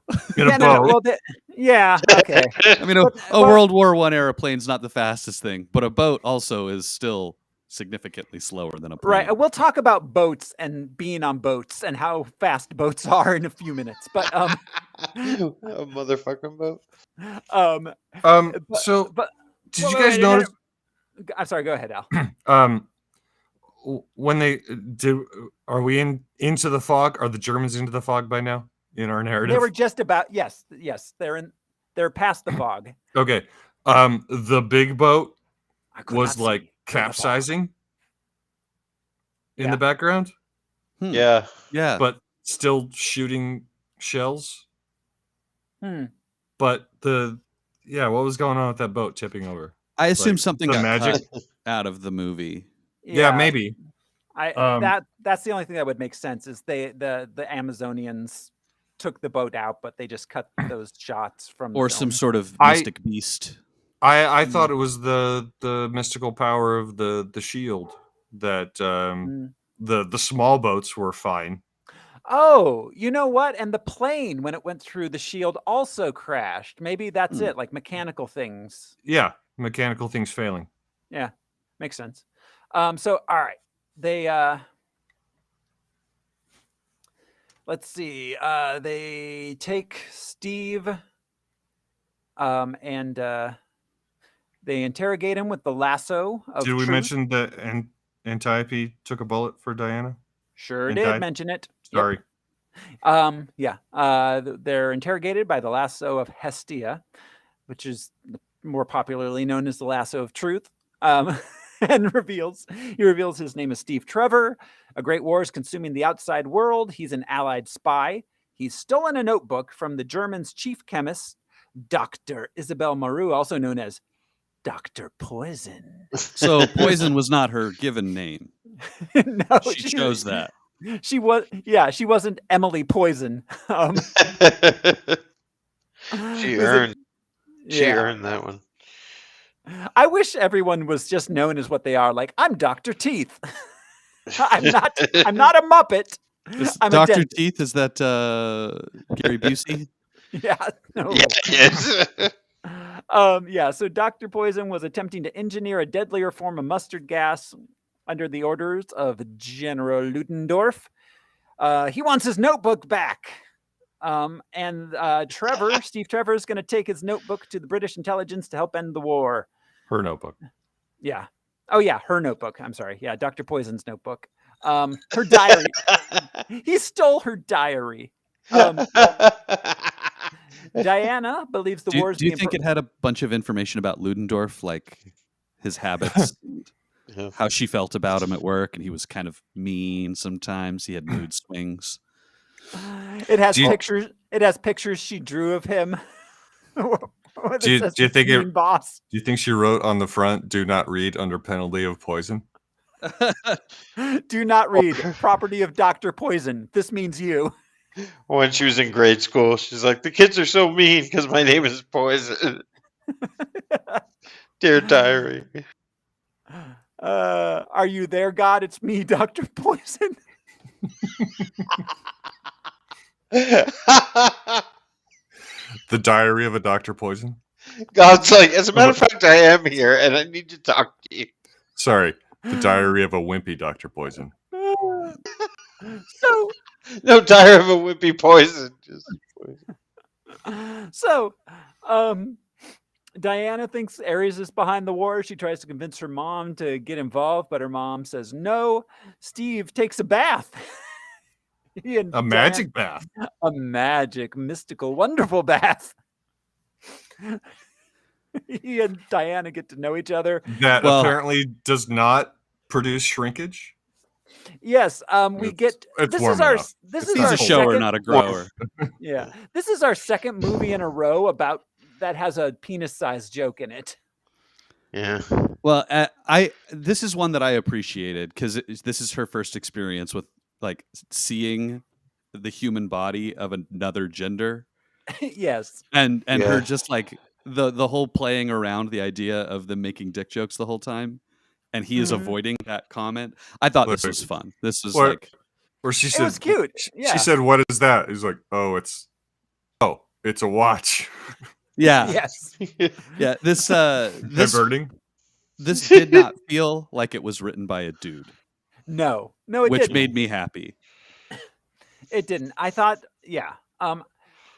The Hollywood feminism can be pretty fucking like I mean the way that feminism is shoehorned. I'm trying to say this in a way that doesn't sound like I'm against feminism and things. The way the way they like in Endgame, for instance, like sometimes it's real clumsy and you can tell it was written by a dude. Oh, right. Yeah. That never felt like this. Well, this is like they could have easily steered this further into the innocence is sexy trope. But it became like innocence is innocence. She has no knowledge of that part of humanity, that part being the penis. That part. And I have to say, just in general, I really love the fact that like they didn't do the like, oh, you're so dumb because you don't know anything about the modern world. It was it's like she was innocent and naive, but also like she enjoyed it all and she caught on quickly, and it was very and she really liked people. And God damn it, this woman is so fucking charming. This entire movie, I could not I couldn't dislike anything that she did. The innocence thing is, I think, captured the don't mistake kindness for weakness. Yes, kind of thing. Like she's a great example of that as a character. Absolutely. And Andrea mentioned the tokenism of feminism in film. Yes, thank you, Andrea. That is that's the verbiage I was searching for. Yeah, they weren't checking off anything on a list, it felt like. No, it was simply being, and it's impossible to not address that in some way with it being Wonder Woman, the original female superhero. Well, and we could probably talk about this for a very long time, but I think part of the success in this is because they set it in World War I and not post World War II, not in the modern era, because there's like a more innocent time kind of thing, you know? Yeah. I thought World War I worked because Wonder Woman first showed up during World War II. Yeah. In comics, yeah. It worked in this movie being the Great War, with the irony of the war to end all wars. Yeah. Yeah. But also, I feel like World War II was just so much messier to deal with as a movie. Oh, that's fair. I think like there's no glamour to World War One, whereas No. World War II, you have USO tours, you get, dancing girls on stage in, behind the front, that kind of World thing. War II is Captain America's arena. Yeah. Yeah, absolutely. And it's so much more covered. Like World War II, there's so much more about World War II. It was our first film war. Yeah. It was our first war that was documented visually for us as it happened. Yeah. And it was cut and dry how it started and what the agendas were. Right. Yeah, World War I, I mean, were the Germans the bad guys? I mean, kinda, but also it's complicated. It's incredibly complicated. How it started, mostly, yeah. Yeah. Yeah. It's the danger of association almost. Like Yeah, they weren't Nazis. It's way more complex. So anyways, after his special bath, Diana gets Steve. They attempt to leave the island in secret. She steals the lasso, the sword, and some armor. They are discovered on the beach by Diana's... a sweet cloak. Yeah. Oh, her costume. I love her costumes in this throughout. The non-Wonder Woman costumes, her badass fucking like fur cloak and her like cool like Edwardian era like dress with the hat. Like she looks that great. hat, man. That hat is one of my favorite looks. She's so yeah, I love it. So let's see. Diana's mom does give her blessing. I loved that this wasn't the like, if you leave, you can never come back. It's like, of course you have to go. You're gonna go save the world. Go do it. Yeah. But you can't come back. Yeah. She gives her a tiara and they leave. It was the entire piece. Yeah. Yep. It really tied her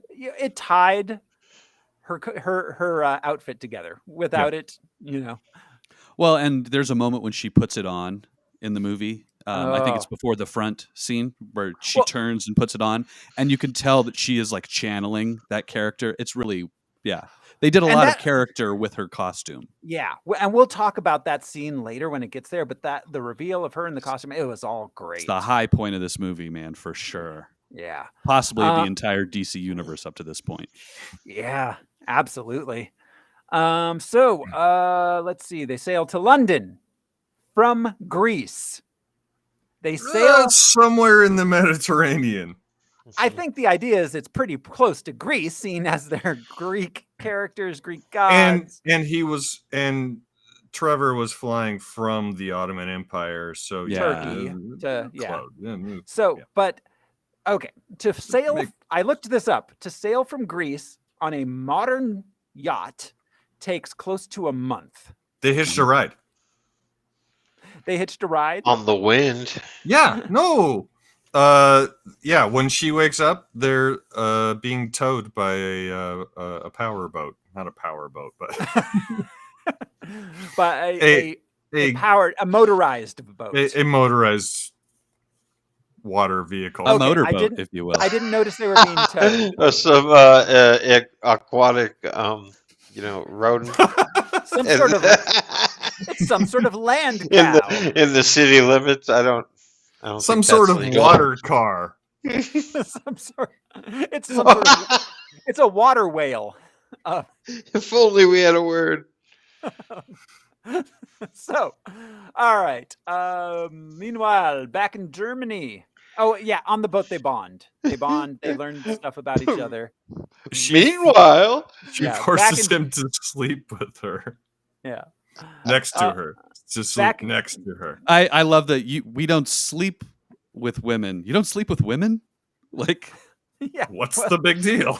Yeah. Like we sleep with women, but we don't like sleep. Yeah. All, It all can of be that was very cute. painful for a man. Yeah. All of that was really cute. And I think a lot of it has to be because her and Chris Pine have such chemistry together too, on Yeah. top of everything else. So, all right, back in Germany, Ludendorff visits Dr. Poison and gives her a little pep talk. You're the best Dr. Poison around, Dr. Poison. Don't sell yourself short. She gives him some poppers. They make him,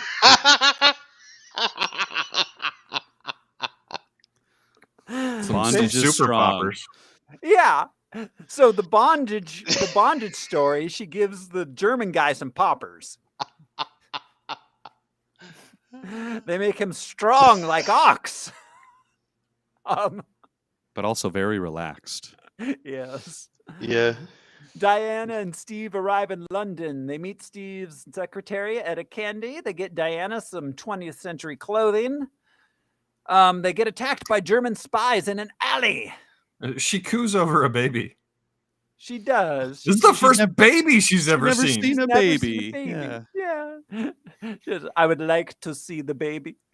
To channel Werner Herzog. Is the baby. I would like to see the baby. After watching The Mandalorian, I told Jude who Werner Herzog was and showed him a couple of trailers, and he was like, "What the fuck?" Yeah, I love it. Werner Herzog. Yeah. Sorry. I suddenly was- Regional artisans. So anyways, they get attacked by Germans in an alley, but Diana takes them all out with Steve barely helping. I love how quickly he's like, get behind me, and then he's like, or don't. Yeah. Is there anything else you want to show me? They deliver Dr. Poison's notebook to the Supreme War Council, which is scandalized by the presence of a woman in the war room. They'll track bears. No women, no fighting. In the war room. In the No war room. woman, no. We meet Sir Patrick Morgan. He's trying to negotiate an armistice with Germany. Diana translates Dr. Poison's notes because she speaks multiple languages. Like Babylonian and is it Sumerian. really Babylon or Sumerian and Poison. Babylonian. It was Ottoman and Sumerian. Oh, okay. Ottoman and Sumerian. Okay. Then it reveals that the Germans plan to release the deadly gas at the Western Front. Steve wants to do a mission to stop her, but he's forbidden by his commander. Diana is furious that they're willing to sacrifice people's lives for the sake of political diplomacy. Steve decides to covertly put together a team of commandos and take Diana to the front to stop Dr. Poison and help her find Ares. I loved her speech to the generals, and the one line I wrote down is, "Where I come from, generals don't hide in their offices." Yeah. It's a great critique on modern warfare. Mm-hmm. They fight and die alongside their soldiers. Yeah. Yeah, Chris Pine has a few lines as well that are just very apt. And yeah. Absolutely. So we meet Moroccan spy Samir, Scottish marksman Charlie. They're found by Sir Morgan, who gives his blessing and funds their mission. They set out by... Sorry, I also love the description of Samir by Steve Trevor. It's just, he can talk the skin off a cat. Yeah. Yep. Well, and their first conversation where they're parrying with languages, and she hits him. Can you quote? Hits him with ancient Greece. In ancient Greek. Ancient Greek, yeah. And Steve like, oh, we're done. We're done already. Yeah. And Charlie, who is not Simon Pegg. That's the guy from Train Spotting, right? Oh, yes it is. Yeah. Yes it is. Train Spotting dude. Yeah. I think he was in Snatch too. Oh yeah. Yes. So let's see. They get some ice. Her comment to him about like a liar, a thief, or what is it, a liar, a murderer, and a smuggler. Yeah. And Steve says, I lied to you about who I am. I've killed people, and I stole a book and was smuggling it. Like, what else do you have to say? Was really interesting because he's showing the nuance of humanity. Like, we're complicated. You like me, give these guys a chance. Was kind of a larger statement of her puritanical. That's the wrong word, but like she's a very pure view of good. You know, but it's complicated, especially during war. Yeah, absolutely. I mean, this entire movie is about her understanding the nuance of human. Yeah, and beauty arises in the muck of humanity. Yeah, this movie, what I keep comparing it to in my mind. I mean, there's two movies I keep comparing it to in my mind. One, both for obvious reasons. The main one though is the first Thor movie. Yeah. About a god pantheon, a god from a pantheon coming and seeing humanity for the first time. Thor, not so much the first time, but yeah. But well, I mean, it was kind of Thor discovering what humanity is. I mean, sure, he went there because he had to live it. Yeah, because he was forced to be a human. But yeah, exactly. And then, of course, Captain America: The First Avenger, just because it's set in an early 20th century war. And there's a group of guys that's the sidekicks, and they're going through the front, and Anyways, they get some ice cream and then go to Belgium. Brian, you're about to get some ice cream and go to Belgium, aren't you? Oh, I'm gonna eat so much ice cream in Belgium. Yeah. Not before. This is my. Well, I've been eating ice cream this whole time. You guys haven't seen it. This is my favorite moment in this entire movie. I think is her fascination with humanity's creation of frozen dairy products. You should be so proud. Like this man invented it. You did it. It is honestly one of humanity's highest points. We figured out how to freeze milk and make it sweet. I honestly can't think of anything humanity has done that's better than ice cream. Honestly, pizza's a close second. Pizza's beer, pretty close. Pizza, ice cream, beer. chocolate. Like few things better. Chimichangas.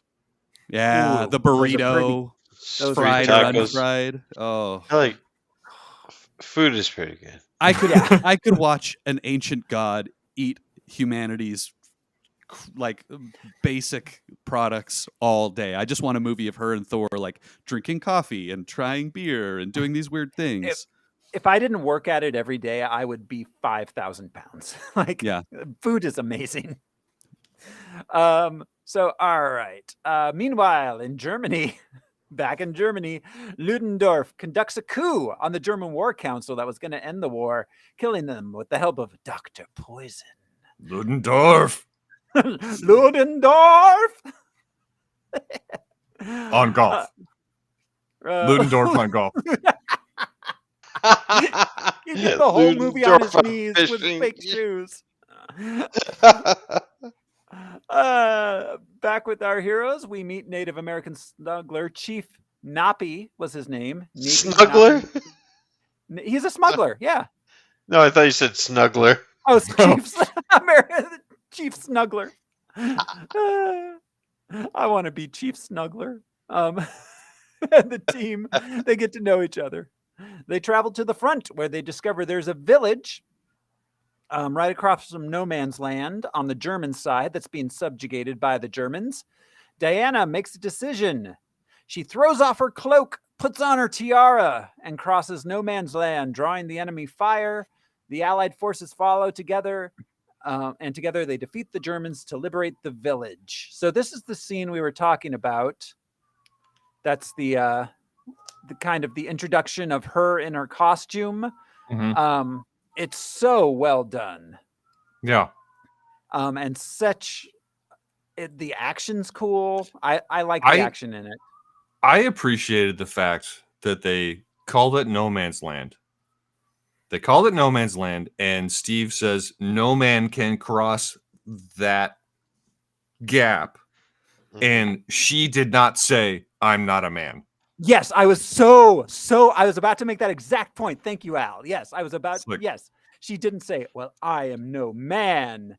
She just did it. Well, we've gotten that line in a number of movies. We have probably most well-known Return of the King. Yeah. That's fair. Yeah, Return of the King, that moment. Yeah. It was worth it. And I think that would have diminished this incredibly. Absolutely. It would have been hitting us over the head with the tokenism of it would have turned it into that. Yeah. But as a symbol, fucking beautiful moment. As an unsaid symbol, it is beautiful. She looks great. The one thing about the action that is a little Snydery is all of the speed ramping they do. There's a lot of moments where it suddenly goes into slow motion, and I'm like, why right now? There's nothing happening at high speed I need to see slowly. Honestly, we need to see those bullets all slow. I really appreciated the slow motion in this because it lets us savor this moment. Because, like I said, I think this may be the high point of the DCU, like possibly the whole thing. Like this captures to me that like golden era of comics, like more than any moment. Like Captain America freeing people from POW camp. With like ba ba ba da da ba da is one thing. This is a very different thing than that. Yeah. And it just like it mythologizes her character more than the mythology does itself. Absolutely. Just she's going up against all these machine guns with a shield and bracelets. Yeah, and more than just the weapons itself, the entrenched nature of human warfare of like the front is here. We can't do this. We can't do that. It would be foolish to. And she's like, why? Why are you mired in this bullshit when I can walk 100 yards that way? It's beautiful to like take the humanity out of that, because we're very much like trying to it's like self-preservation and like this idea of honor at the same time. And just beautifully done. Yeah. And like I said, the action in general was great. I love how Steve and the guys bring back the whole shield thing that he saw them use on Themyscira. The shield jump. Yeah. We don't get the guitar theme here, right?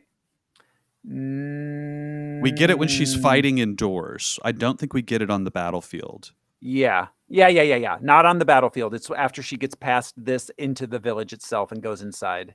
Which honestly, is all kind of one big piece. I think this shows how overused that is. How awesome this scene works without it. Absolutely overused. Well, and also, that's a Hans Zimmer theme, but of course they're going to use it. This music was by Rupert Gregson Williams, though, who, I don't know, he's got a lot of credits, but not anything super exciting to go into. But I do have one question. Did she really have to destroy that church to take out the sniper? That was an accident. But still, that's a. She doesn't. It's like that's our last church. She doesn't know what a church. Yeah. So, oh wait, you guys worship God in that thing? Wow, that seems boring. Yeah. Wait, just one God? Yeah. So they have their picture taken. It's the one from the beginning of the movie. Steve contacts Edda, who tells him where Ludendorff is. There will be a gala near the village. Get a gala. See you there.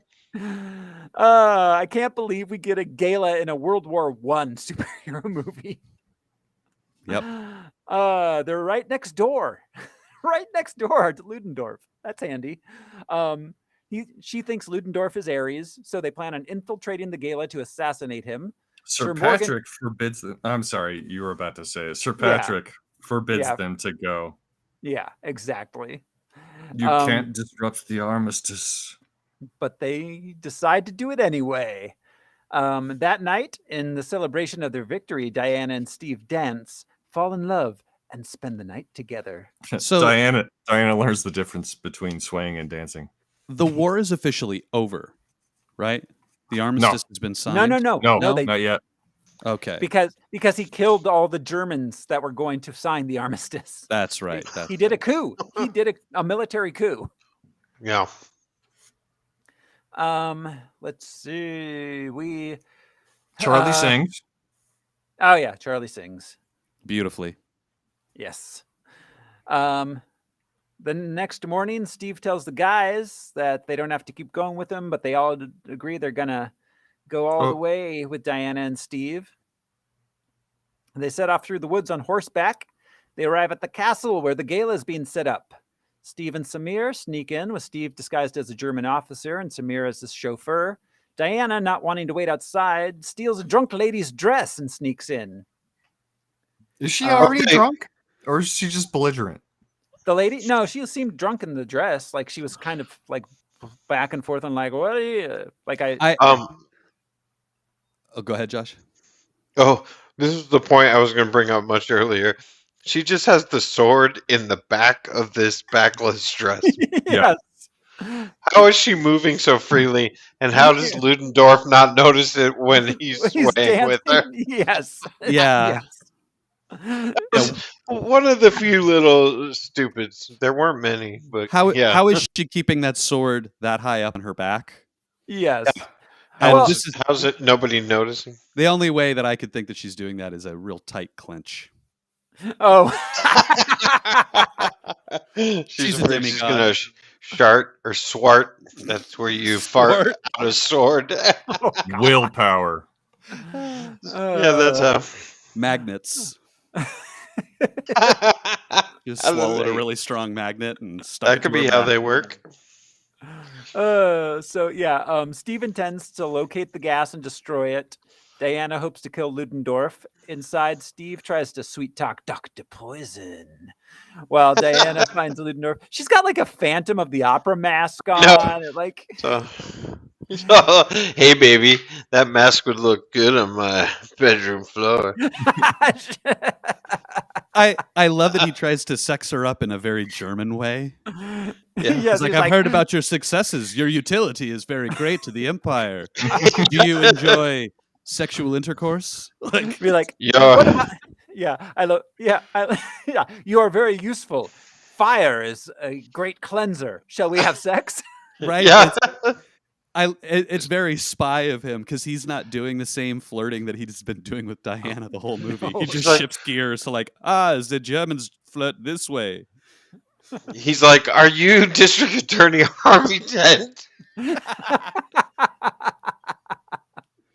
I hear Dusseldorf is very nice this time of year. Lindenhofer or whatever the guy's Raspendeutsch. Strudel. Meat iodine. Nasty Bon Joyce. Sorry to our German listener. Or one. That one guy. All right. Let's see.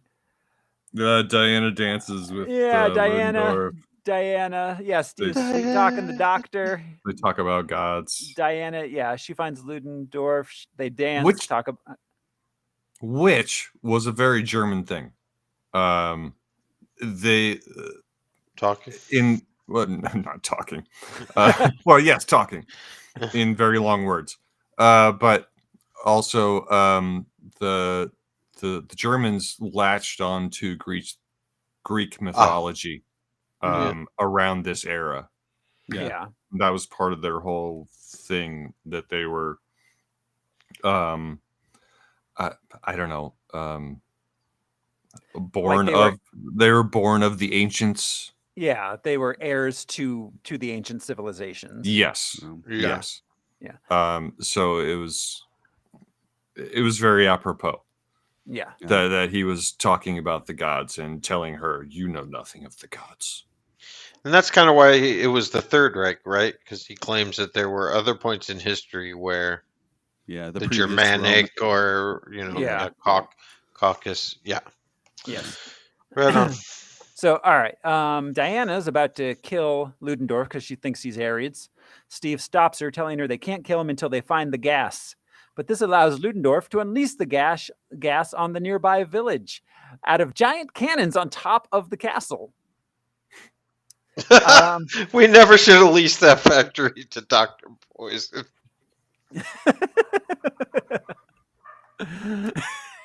Dr. Poison.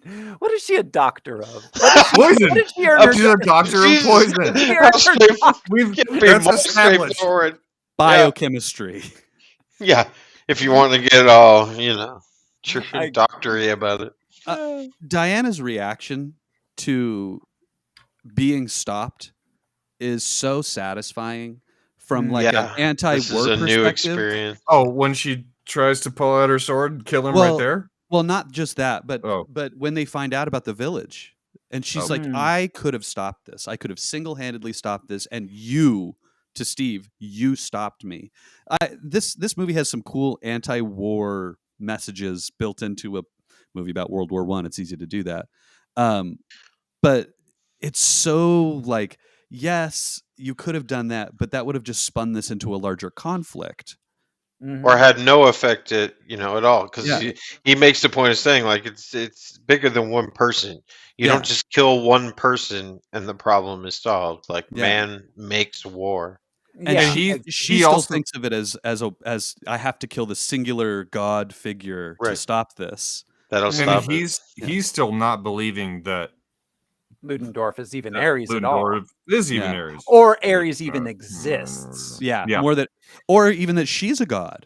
Yeah. Or a godlike figure. I don't know. Yeah. I mean, like, he clearly knows she's more than just a regular person, but like a god? Like, come on. Yeah, he's like, she's like Serena Williams level, but I would say like a god. All right. All right. There are arguments to be made for Serena Williams' God. Yeah, I was gonna say. She's pretty close. For Serena Williams, is she Beyonce, like, or is she more of like a Rihanna? Oh no, she's a Beyonce level. Yeah, for the queen bee. Oh, God, she's incredible. So all right. So the village is destroyed. Diana races back. She blames Steve and vows to find Ares and kill him. The chief followed Ludendorff. He signals to Diana where he is. She rides to the base where Ludendorff is. Luckily, it's a horse ride away. She fights her way. Game of Thrones geography. Yeah, absolutely. Everything's just right near this village, which is in the middle of nowhere, which they had to like look up on a map. Well, I mean, a fortnight is what? Overnight between two forts? Yes. Fortnite in the backyard. Watching this, I kept thinking, like, I've ridden horses before. I kept thinking how casually people talk to each other on horses in movies, and how uncasual riding a horse always feels. You're screaming over the sound of the clippity clop. Yeah.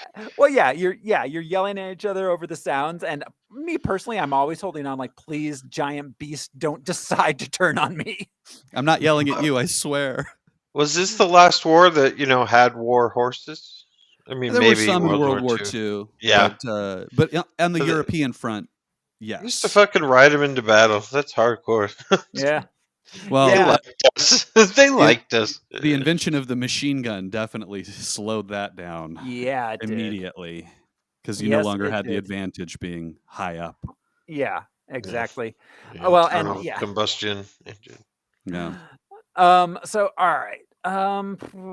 So she fights her way in through the base into the tower where Ludendorff is observing his handiwork. He takes his poppers and gets into a tussle with the pretty lady. The choice of this tower was interesting to me. We have a hand-to-hand combat between two powerful figures inside a small room. Yes. Yeah. As like the moment of conflict. Was it like an air control tower kind of thing? Yeah, I mean, it's just like the general's tower kind of thing. It was at an airport. That's true. Yeah, a landing strip. Runway. Yeah, and there were radios in that room. Yeah, yeah. Well, and I mean, from a filmmaking perspective, they keep it in this room so that later, when she has the actual final confrontation, that's actually is much bigger. Yeah, it was an interesting choice, and it definitely set up for that larger conflict on the runway itself, I guess. Yeah. So, so she kills him. She's confused though when the Germans don't suddenly start dancing in the streets and war continues all around her. She didn't even get away from that exact area she's in. Yeah, she's like, damn it, they didn't stop the war. It's like, whoa. Give telegrams a minute to get there. Yeah, it's interesting her view on how war works as a service to Ares, the god of war. It should just everyone should lay down their arms. They should get overwhelmed with the magical feeling of what are we doing here? Right. She thinks it works like the teenage girls that tweet Vladimir Putin to stop invading Ukraine. Well, and she thinks about, where she's from, where, they train and everything, but they train to defend themselves and their island. And so, she would think that like, oh, well, then the opposing force, you get rid of that and there's no need to defend your, childlike. Her first engagement with a German soldier in the alleyway with Steve Trevor, the guy who cyanide pills himself, she says to him, "You're clearly under his spell." Talking about the god of war. So she thinks that everybody is under the god of war's spell on the Axis side. I forget what they called the German... It wasn't Not Axis. Axis, It was I can't remember what World War I was. Yeah, it was Allied and something. Yeah, I can't remember. Yeah, Allied and disarrayed. So all right, let's see. Behind Diane.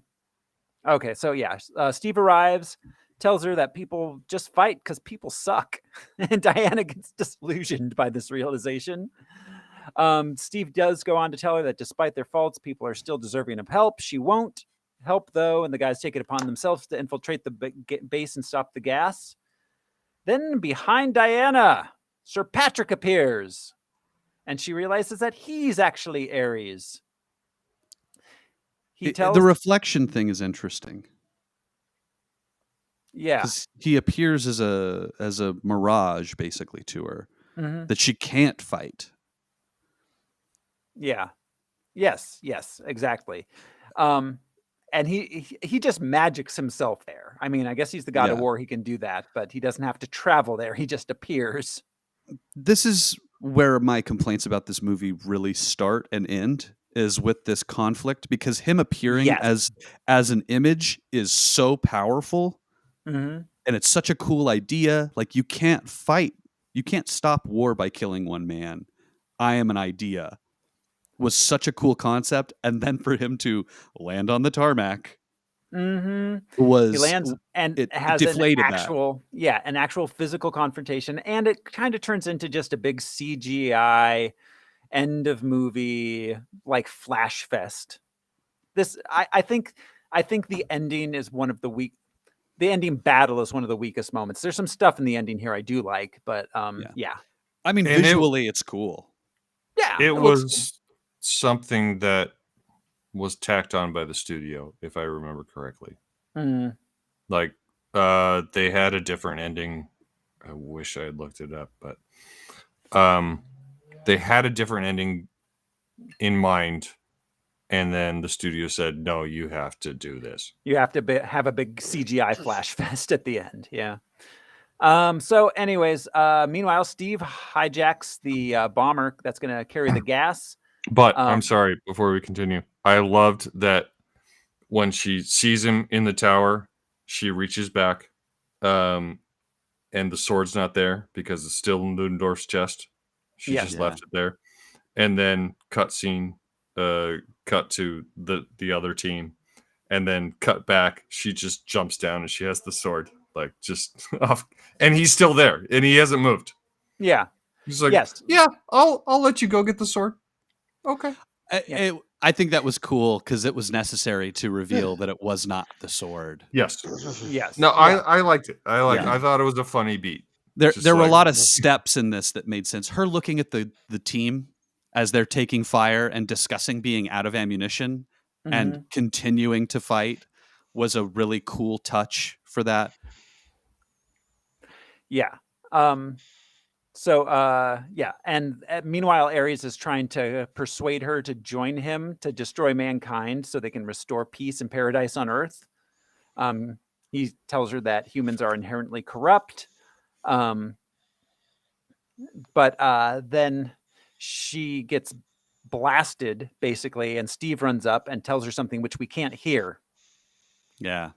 Um, Well, and she denies Ares' promise of creating a new Earth for the gods, kind of thing. She's like, I can't. Yeah. What? No, Yeah. you're talking to the She's wrong like, no. gal here. Yeah. Yeah. I like the stuff with her and Steve. I like all the stuff with Steve in the ending. Andrea just said that the sequence ruined the movie for her and took a while before she could appreciate the rest of it. I mean, it's just a boring end of movie battle at this point, but I do like the Steve stuff. It's worse than the sum of its parts. There's something about the way that this was all put together just fell apart instead of coming together at the end. It had all of the pieces to come together in a really cool, cohesive way, and they just didn't execute it well. Yeah, and the fact that it's studio meddling just makes it all make sense. Why it didn't. Doesn't surprise me at all. Yep. Because I have a feeling that Patty Jenkins probably had a more nuanced ending in mind. I'm sure, yeah. Well, and we know decades and decades studios did not think this movie could or should be made. So yeah, I'm sure they were nervous all the way through. Like, people aren't interested in watching a woman superhero. Yeah. What will the men think of this movie? We need a big bad, god to fight her. Yeah, isn't it kind of gay? We should have a big oily dude. Yeah, a lot of chicks. It's awful gay. Yeah. So all right, Steve hijacks the. Steve gives his talk to her, and then hijacks the bomber, carrying the poison to a safe altitude, and detonates it, blowing himself up in the process, sacrificing himself. Ares attempts to direct Diana's rage at Steve's death by convincing her to kill Dr. Poison. But she remembers the things that Steve said and her experiences with him, and she realizes that humans have good within them. She spares Dr. Poison and redirects Ares' lightning back into himself, killing him for good. I wish that her vision of Dr. Poison had been Steve trying to pick her up at the gala. Being like, well, Steve thought she was very attractive, obviously, from those things he said at the party. Yes. For Steve, I won't hurt you. She was seeing Dr. Poison behind my back. Well, and like the visual, like there's so many cool things. She's holding a tank over her head. I'm going to crush you with humanity's killing tool. And then she just tosses it aside. That was cool.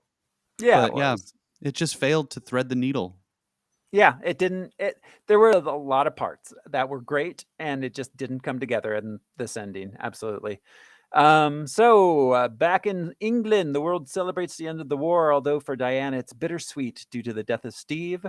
We cut back to the present, where Diana is still looking at the photo. She responds to Bruce's email at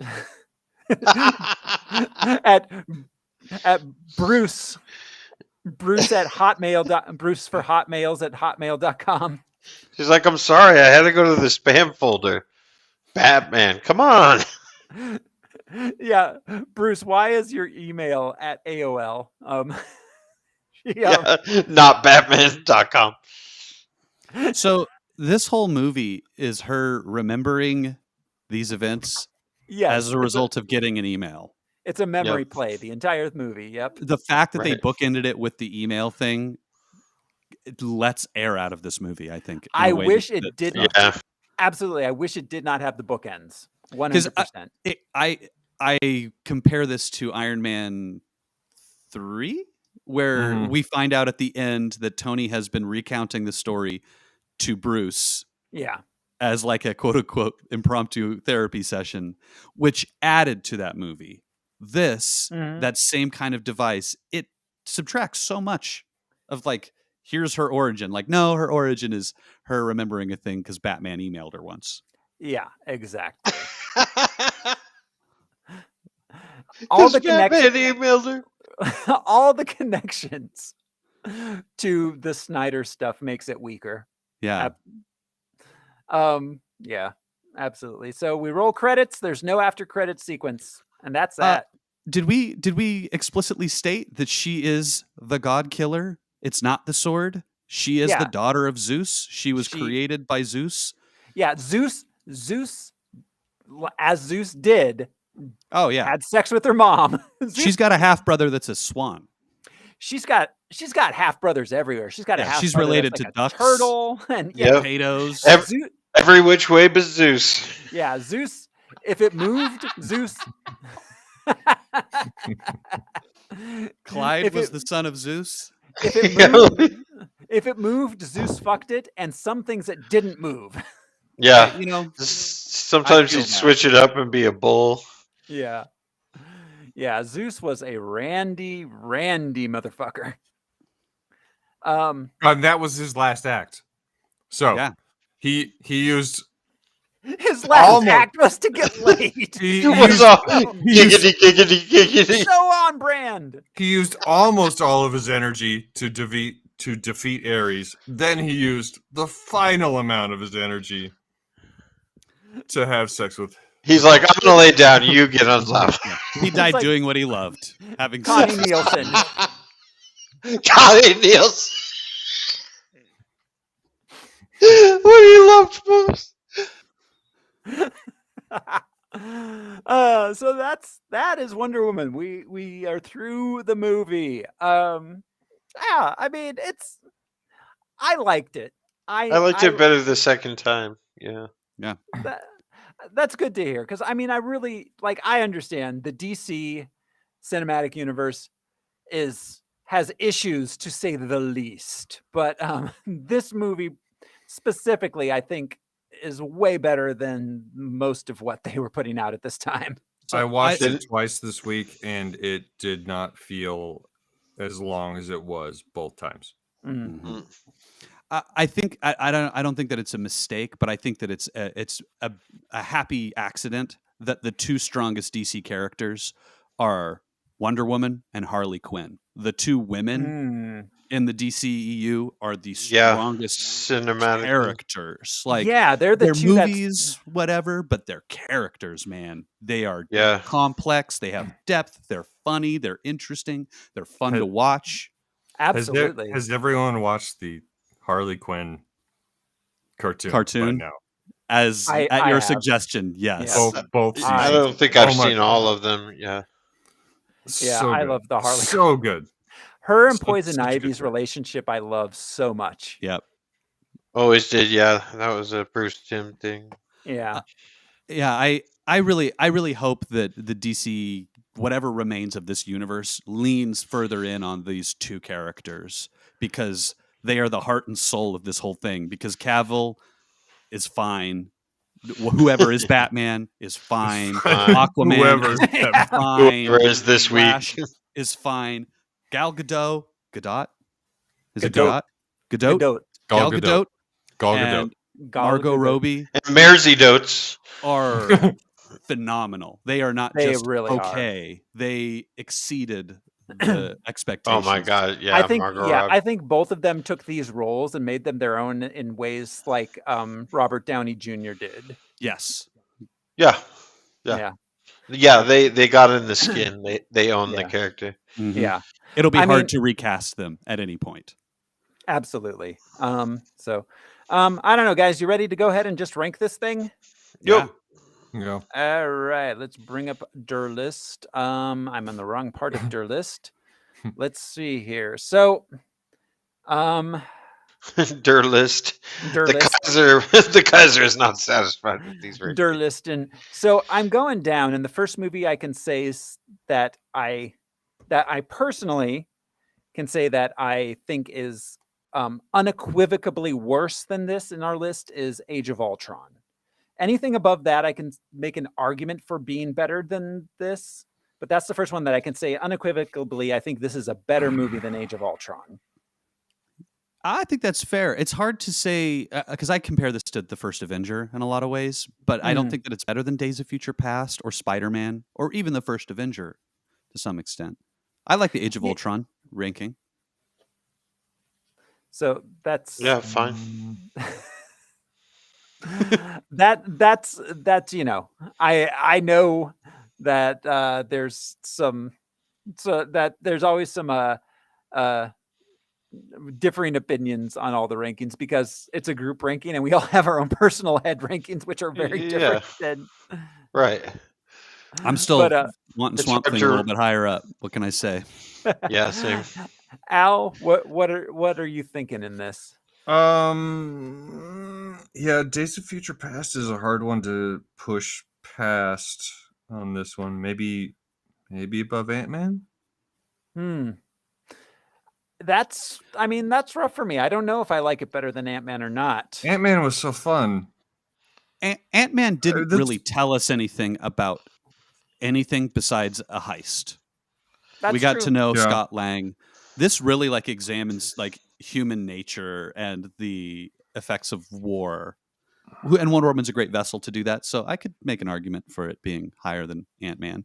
It's loftier in its goals.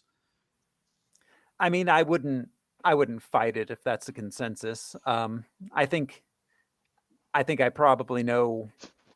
I mean, I feel like Josh, you're in essence abstaining because I feel like your take on the film is probably much is you would probably personally put it a lot lower than any of the other three of us would. Yeah, I mean that's fair to say. Yeah. So Andrea would say number 18 under Ultron, and Andrea is what you would put it at. I think so. Yeah. That I mean, anywhere in there is fine. You put it between Ant-Man and Age of Ultron. I don't think it's better than Days of Future Past, but that's I think Days of Future Past is a pretty hard. Yeah, they actually pulled that one off. You know, yeah, they haven't pulled off every X-Men storyline, but they did that. I'll second number 18. I like that. That's a happy place to below be. Ultron. Below Ultron. Al? Yeah, let's do it. All right. Andrea gets her way. Hey, you know. So we are putting it in at number 18. Wonder Woman. With an O, not a P. It may rise up. Our rankings are a roller coaster. I love it. Yeah, they are. And they often make no sense, and especially as we go on and the rankings evolve and things get stuck in, we're like, how is this better than that? Yeah, ranking something so subjective. I use the example a lot. It's like pizza toppings. It's like, I'd like it to go above peppers. Fuck that. I want it below peppers. All right. So that is it, which brings us to next week. And next week on Harmless Phosphorescence, we are going to be watching Spider-Man Homecoming. Oh, yeah. I just watched the trilogy 4 times this weekend. Oh, wow. I just love it. Weird. The trilogy. Yeah, Spider-Man finally got its trilogy. Yep. So that is next week on Harmless Phosphorescence. Until then, thank you everybody for hanging out with us. This has been your host, Throw Smiley. And in the name of all that is good in this world, I hereby complete the podcast of the Amazons. I'm Josh Cece. And is that a sword in your dress, or are you just uncomfortable to see me? Thanks to the heroic acts of Wonder Woman, there will never be another world war. Right, guys? Yep. Right. I'm Brian Lesh. I'm Alaric Weber, and I've read all 12 of Cleo's treatises on bodily pleasure. All 12. Somebody had to do it. That sounds like a threat, Al. Threaten me with a good time. We'll see. Exactly. We'll see you next time, everybody. Bye. Bye-bye.